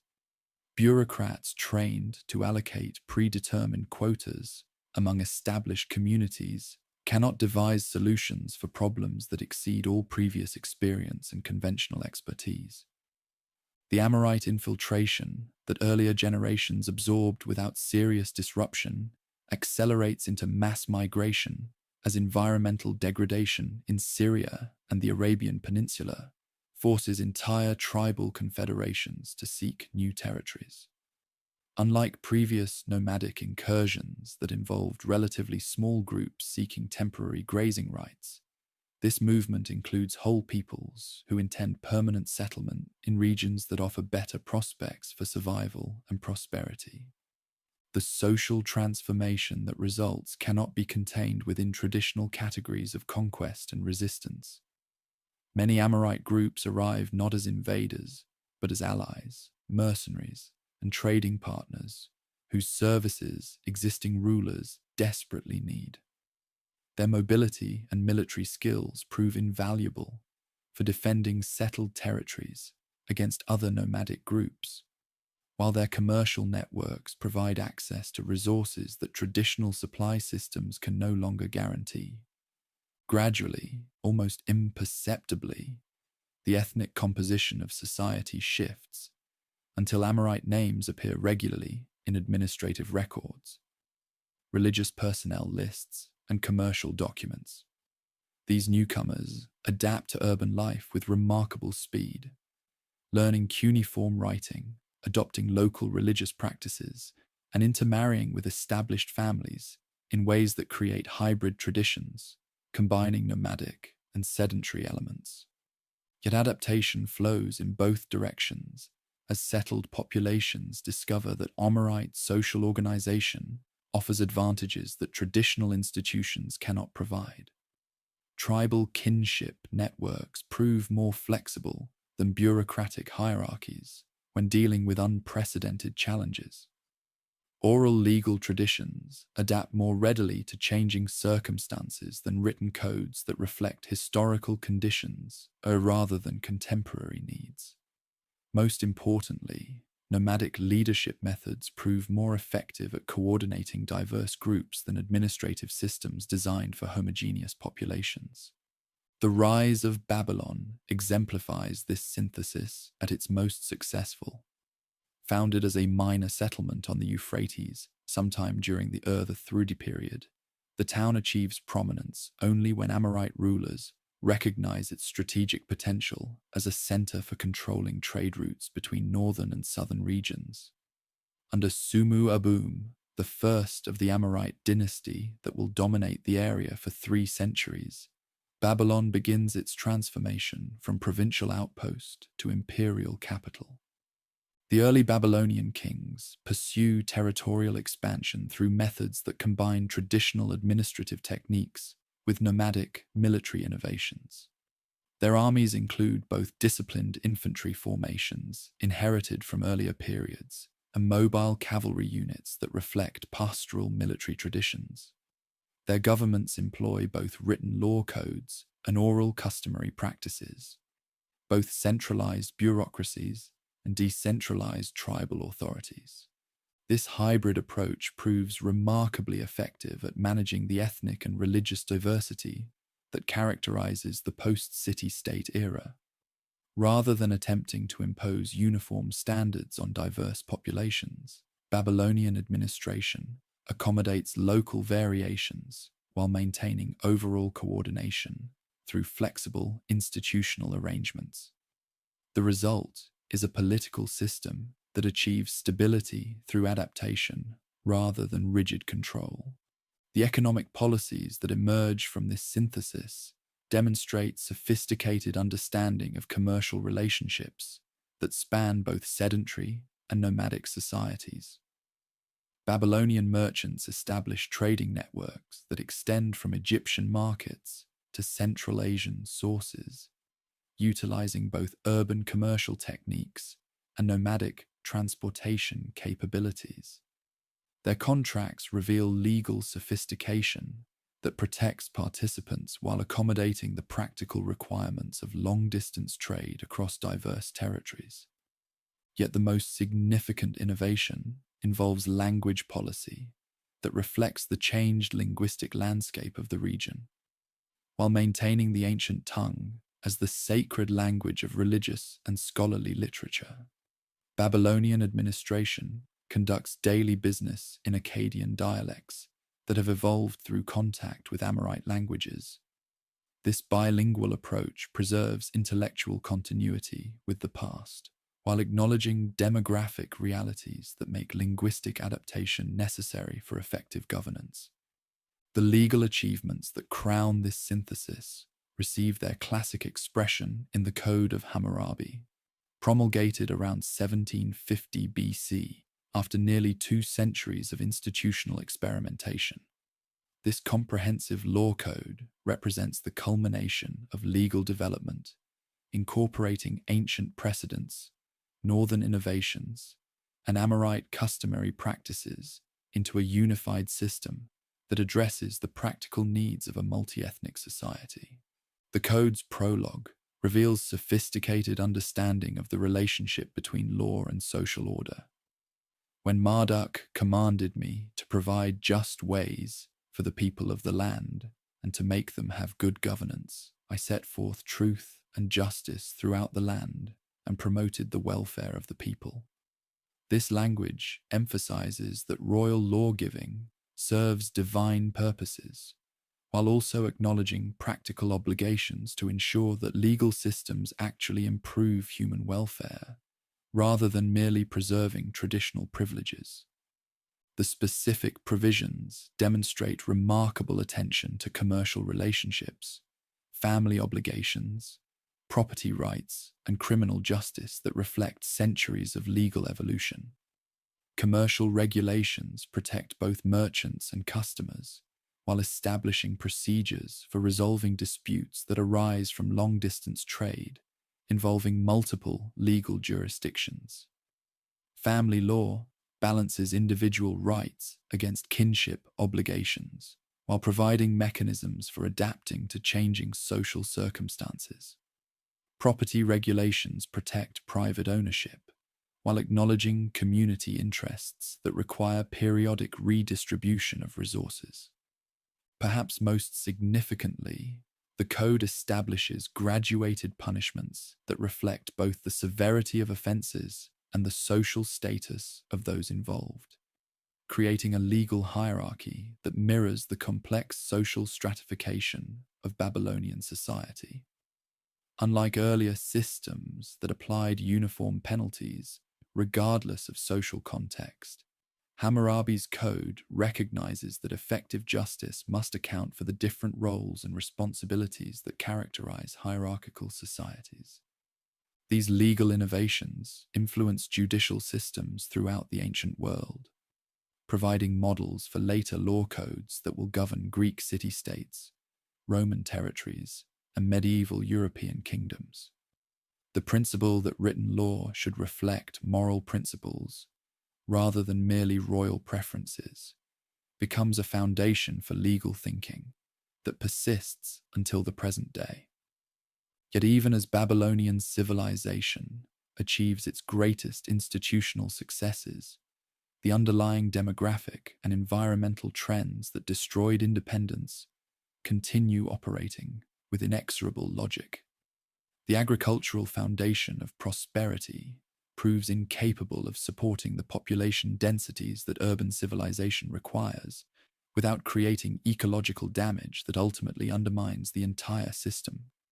Archaeological evidence reveals the scale of environmental degradation that accompanies the transition from native to Babylonian hegemony.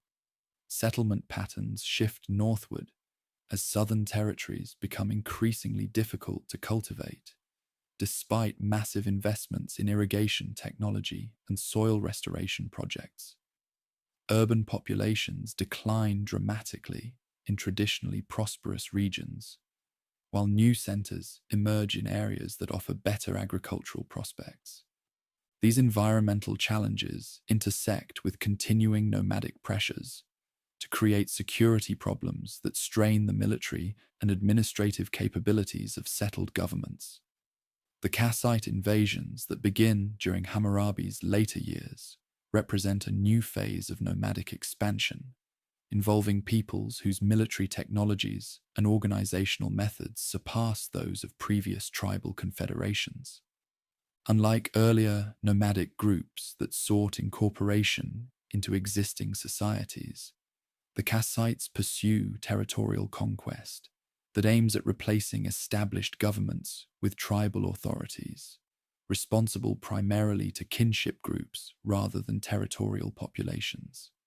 Their success depends partly on military innovations, particularly horse-drawn chariots that provide mobility and striking power unprecedented in regional warfare, but also on political organization that proves more adaptable than traditional bureaucratic structures. The gradual Kassite conquest of Babylonia unfolds over several generations through processes that combine military pressure with peaceful infiltration, diplomatic negotiation with economic penetration. Rather than destroying existing institutions, Kassite rulers adapt administrative methods to serve tribal objectives while preserving enough continuity to maintain legitimacy among settled populations. This pattern of nomadic conquest, followed by institutional adaptation, becomes the standard model for political change throughout later history. Each successive wave of invaders, Kassites, Assyrians, Chaldeans, Persians, initially threatens to destroy existing civilization, but ultimately adopts and modifies inherited institutions rather than creating entirely new ones. The linguistic consequences of these repeated conquests gradually transform the intellectual identity of regional civilization.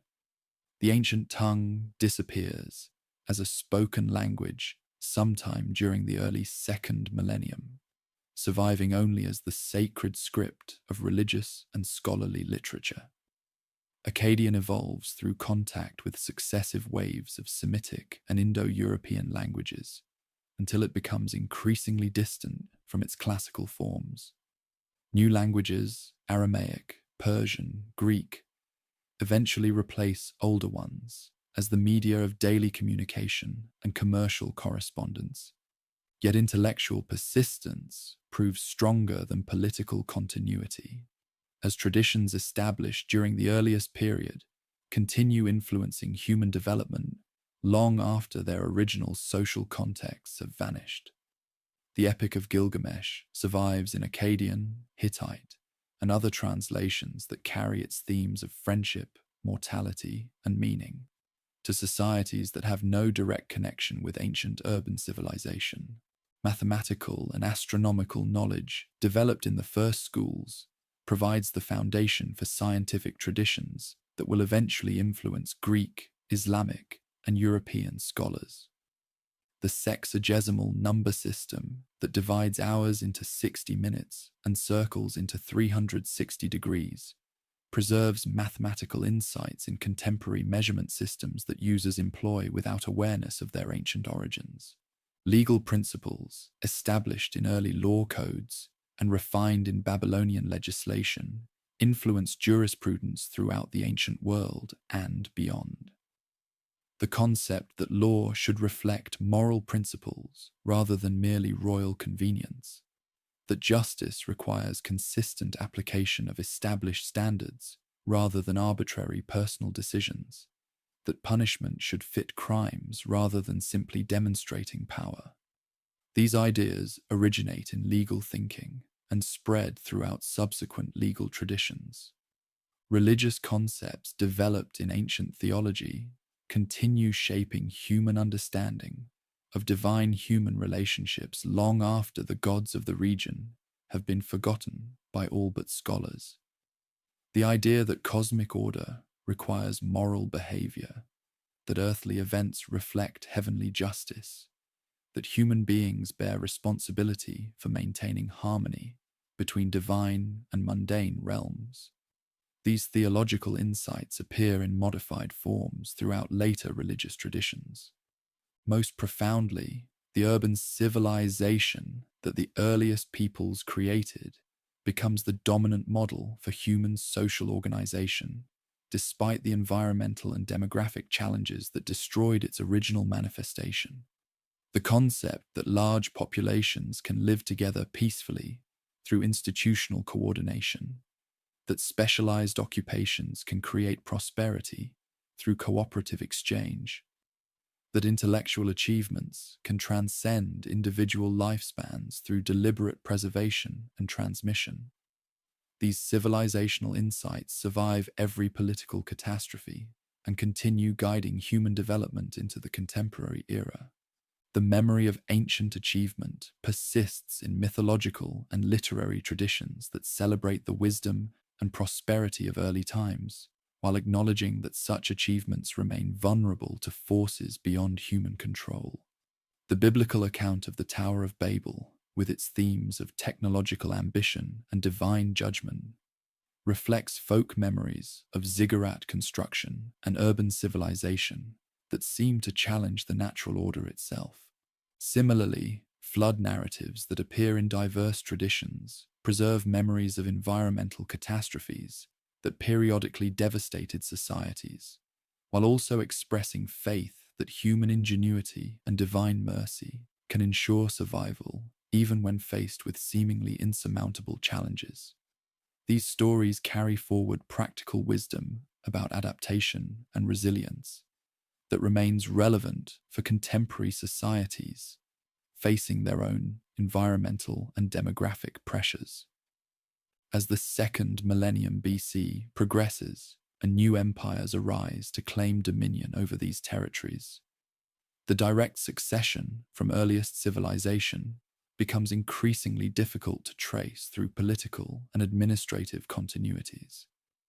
Yet the indirect influence spreads ever more widely as traders, scholars, and refugees carry innovations to distant regions where they take root in different soils and produce hybrid achievements that combine ancient wisdom with local innovations.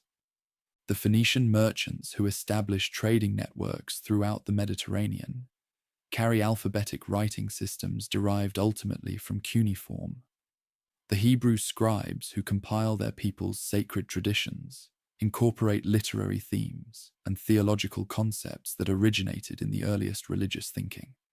The Greek philosophers who lay the foundations for Western intellectual traditions build upon mathematical and astronomical knowledge that scholars preserved and transmitted across boundaries. In this way, the civilization that seemed to end with the fall of Ur and the rise of foreign dynasties actually achieves a kind of immortality through intellectual diffusion that transcends political boundaries and ethnic identities.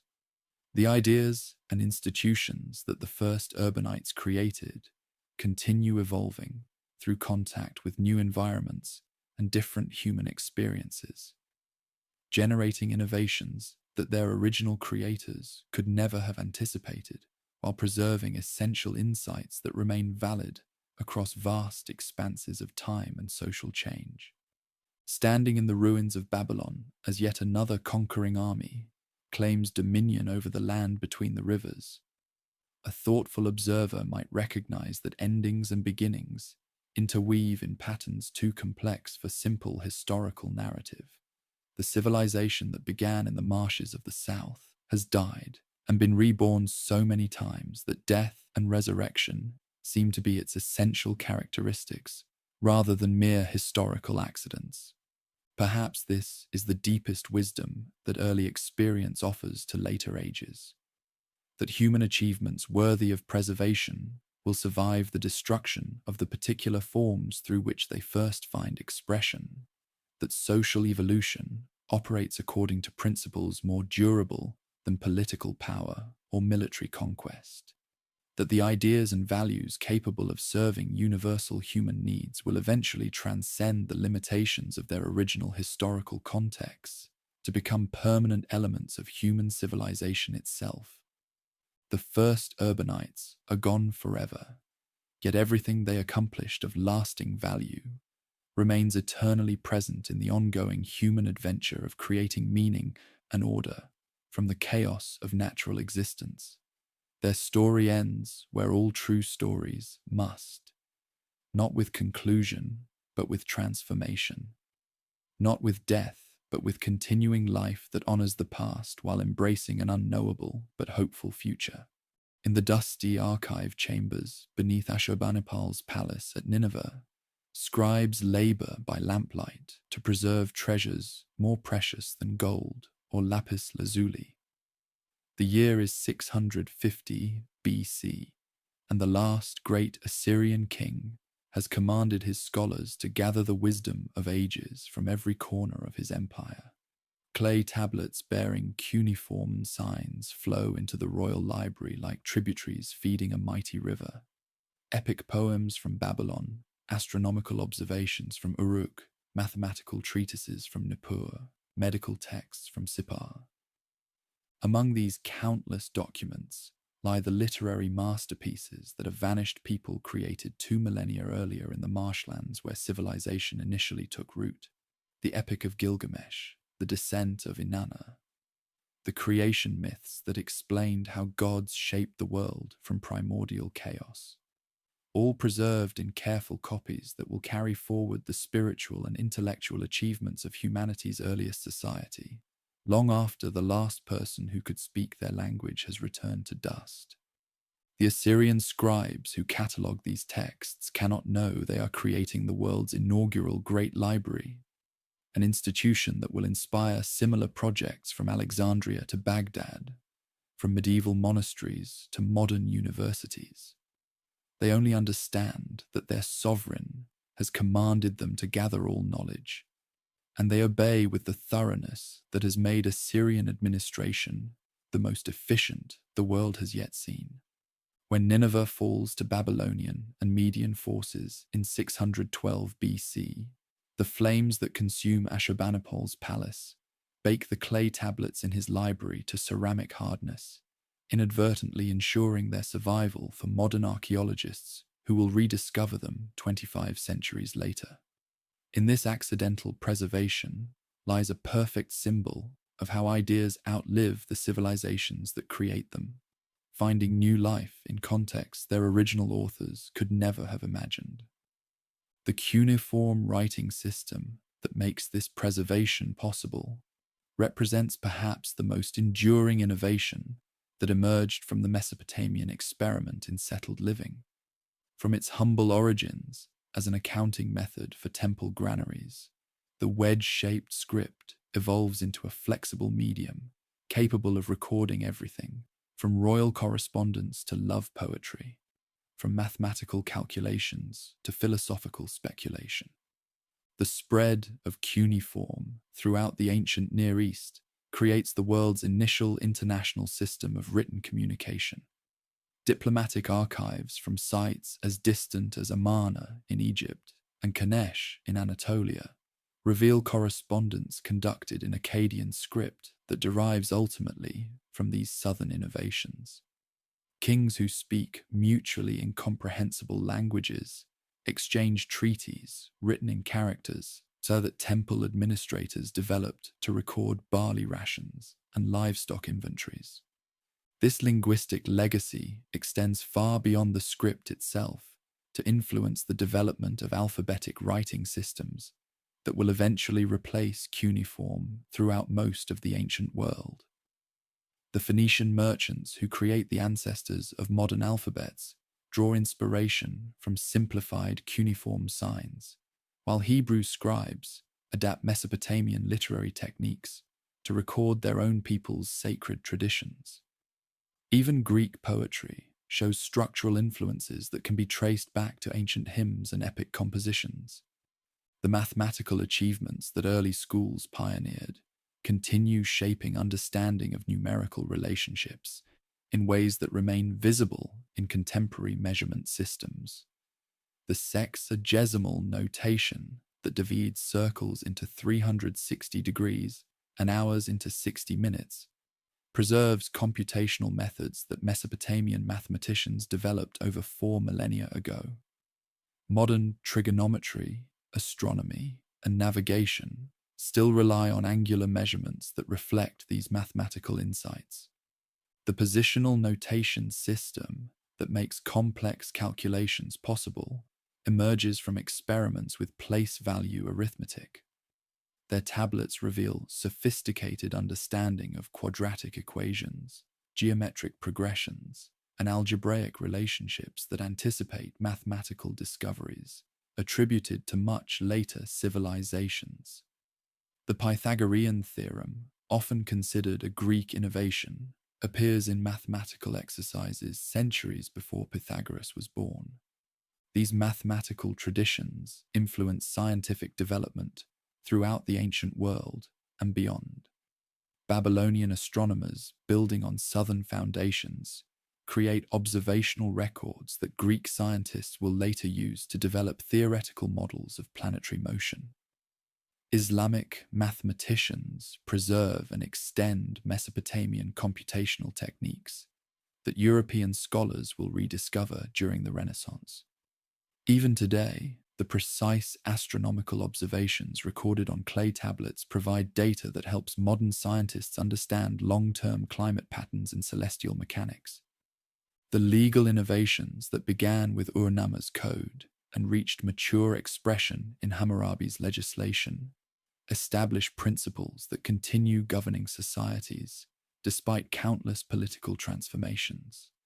The concept that law should serve justice rather than merely expressing royal will becomes a foundational assumption for legal systems throughout the ancient world. The idea that written statutes should provide predictable standards for resolving disputes creates expectations about governmental accountability that survive every change of dynasty or political system. The specific legal mechanisms that Mesopotamian law codes developed, contracts, property rights, inheritance procedures, commercial regulations, spread throughout the ancient world through trade networks and diplomatic contacts. Roman law, which provides the foundation for most European legal traditions, incorporates principles and procedures that can be traced back to these legal innovations. Modern concepts of due process, proportional punishment, and legal equality emerge from intellectual traditions that Mesopotamian judges and legal scholars established. The religious and mythological legacy proves even more pervasive, as theological concepts influence belief systems that reach every corner of civilization. The flood narratives that appear in traditions as diverse as Hebrew scripture, Greek mythology, and Hindu sacred literature all derive ultimately from Mesopotamian sources that preserve folk memories of actual environmental catastrophes that periodically devastated early settlements. The creation myths that explain how divine powers shape the world from primordial chaos provide templates for cosmological thinking that appear in modified forms throughout later religious traditions. The Babylonian Enuma Elish, which builds directly on Southern theological foundations, influences Hebrew creation accounts, Greek theogonies, and various other mythological systems that attempt to explain the origins and structure of the universe. Even more significant are the ethical and philosophical insights embedded in ancient religious literature. The Epic of Gilgamesh explores themes of friendship, mortality, and the search for meaning that transcend any particular religious or philosophical tradition. Its meditation on the relationship between civilization and nature, the inevitability of death, and the importance of leaving lasting achievements speaks to universal concerns that remain as relevant today as they were 5,000 years ago. The settlement planning principles that early architects developed in their initial experiments with city living establish patterns that continue governing community design throughout subsequent history. The concept of organizing settlements around central religious and administrative complexes provides a template that appears in civilizations as distant as Maya Mesoamerica and Angkor, Cambodia. The integration of residential, commercial, and industrial districts within defensive walls creates forms that remain recognizable in medieval European towns and traditional Islamic cities. The technological innovations that made Mesopotamian civilization possible continue influencing development in ways both obvious and subtle. The wheel, which revolutionizes transportation and pottery production, becomes so fundamental to technology that its invention is synonymous with civilizational progress. The plow transforms agriculture throughout the Old World, making possible the population densities that complex societies require. The sailboat opens river and ocean routes that connect distant regions in commercial and intellectual networks spanning continents. Less obvious, but equally important, are the organizational innovations that allow large populations to live together peacefully while specializing in different occupations. The division of labor that early cities pioneered becomes the foundation for all subsequent economic development. The bureaucratic methods that administrators developed for coordinating complex activities provide models for governmental organization that influence institutional design throughout history. The artistic achievements that emerged from ancient workshops establish aesthetic principles and technical methods that spread throughout the ancient world. The naturalistic sculpture that decorates temples influences artistic development from Egypt to India. The architectural techniques that builders developed for constructing monumental religious complexes provide inspiration for builders of pyramids, temples, and cathedrals throughout subsequent history.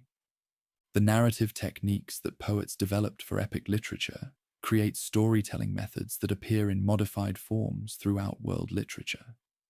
The use of repetitive, formulaic phrases, the organization of plots around heroic quests, the integration of mythological and historical elements.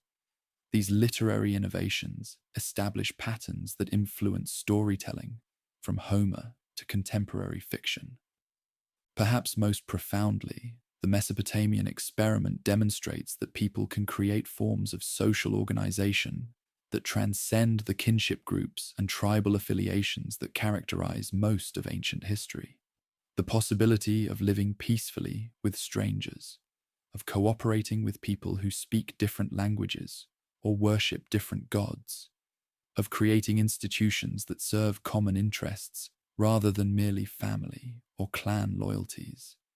These social innovations make possible every subsequent development in civilization. The rediscovery of this ancient society by modern archaeologists creates renewed appreciation for achievements that had been forgotten for over 2 millennia. When 19th century scholars begin excavating Mesopotamian sites, They uncover evidence of complex societies that predate anything mentioned in classical or biblical sources.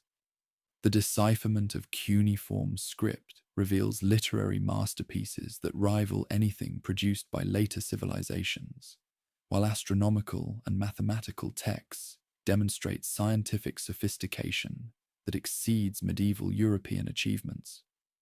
This archaeological renaissance transforms understanding of cultural development by pushing back the chronology of civilizational achievement and revealing the sophisticated institutional foundations that make settled life possible. The discovery that complex societies existed thousands of years before anything described in familiar historical sources forces reconsideration of assumptions about cultural progress and capability. The influence extends beyond academic circles to affect popular understanding of potential and cultural achievement. The Epic of Gilgamesh, virtually unknown before the late 19th century, becomes recognized as one of world literature's greatest masterpieces. Ancient art, architecture, and craftsmanship influence modern aesthetic sensibilities through museum exhibitions and scholarly publications. The story of humanity's initial experiment inspires contemporary thinking about planning, environmental sustainability, and social organization. Modern archaeological techniques continue revealing new aspects of achievement that expand appreciation for their innovations and insights. Satellite imagery reveals the extent of ancient irrigation systems that transformed entire regions. Chemical analysis of artifacts demonstrates trade networks that connected Mesopotamia to resources as distant as Afghanistan and Ethiopia. Computer modeling of cuneiform tablets reveals mathematical and astronomical knowledge that anticipates modern scientific understanding. The digital revolution creates new possibilities for preserving and studying textual heritage. Electronic databases make cuneiform literature accessible to scholars and students worldwide, while computer translation programs help decode texts that would otherwise remain incomprehensible to all but a handful of specialists. Virtual reality reconstructions allow people to experience ancient cities and temples as they appeared thousands of years ago. Yet the most important legacy lies not in specific innovations or achievements, but in the demonstration that creativity and cooperation can overcome seemingly insurmountable challenges. The transformation of inhospitable marshlands into prosperous centers shows that environmental limitations need not determine cultural possibilities. Their development of complex institutions that coordinate thousands of people in peaceful cooperation demonstrates that societies can transcend tribal conflicts and ethnic divisions. The persistence of achievements, despite repeated political catastrophes, proves that ideas and institutions worthy of preservation will survive the destruction of the particular forms through which they initially find expression. Their synthesis of practical innovation with spiritual insight, of technological achievement with artistic beauty, of individual creativity with social responsibility, creates a model for balanced development that remains relevant for contemporary societies, facing their own challenges and opportunities. Perhaps most importantly, the ancient experience reveals that civilization itself is not a finished achievement, but an ongoing process that requires constant renewal and adaptation. Each generation must rediscover for itself the insights and values that make settled life possible, while adapting inherited institutions to contemporary needs and circumstances. The specific solutions that these pioneers developed for their particular challenges may not apply directly to modern problems, but the intellectual courage and creative persistence they demonstrated provide enduring inspiration for all subsequent endeavors. Standing in the galleries of museums, where artifacts testify to achievements that seemed lost forever, contemporary observers can appreciate both the fragility and the durability of cultural achievement. The physical objects that survive, sculptures, tablets, jewelry, tools, represent only a tiny fraction of what these ancient people created, yet they suffice to reveal the scope and sophistication of humanity's initial great civilizational experiment. More importantly, the ideas and institutions that the earliest societies pioneered continue shaping experience in ways both visible and invisible. Every time we read written text, use mathematical notation, live in organized communities, or seek justice through legal procedures, we participate in traditions that began in the marshlands of southern Mesopotamia over 5 millennia ago. They gave humanity its inaugural cities, its earliest writing, its initial literature, its original legal codes, its foundational mathematics, its pioneering monumental architecture, its prototype complex institutions. They demonstrated that people could create forms of social organization more sophisticated than anything the natural world provides, that cooperation could achieve what individual effort could never accomplish, that ideas and values could transcend the mortality of their creators to influence countless generations of descendants. Their legacy lives on not as museum artifacts or scholarly curiosities, but as living elements of civilization that continue growing and adapting to new circumstances. Every settlement, every written document, every mathematical calculation, every legal procedure carries forward their innovations while extending them into realms they could never have imagined. The earliest civilization has become all civilizations, its achievements so thoroughly integrated into experience that they seem natural rather than revolutionary.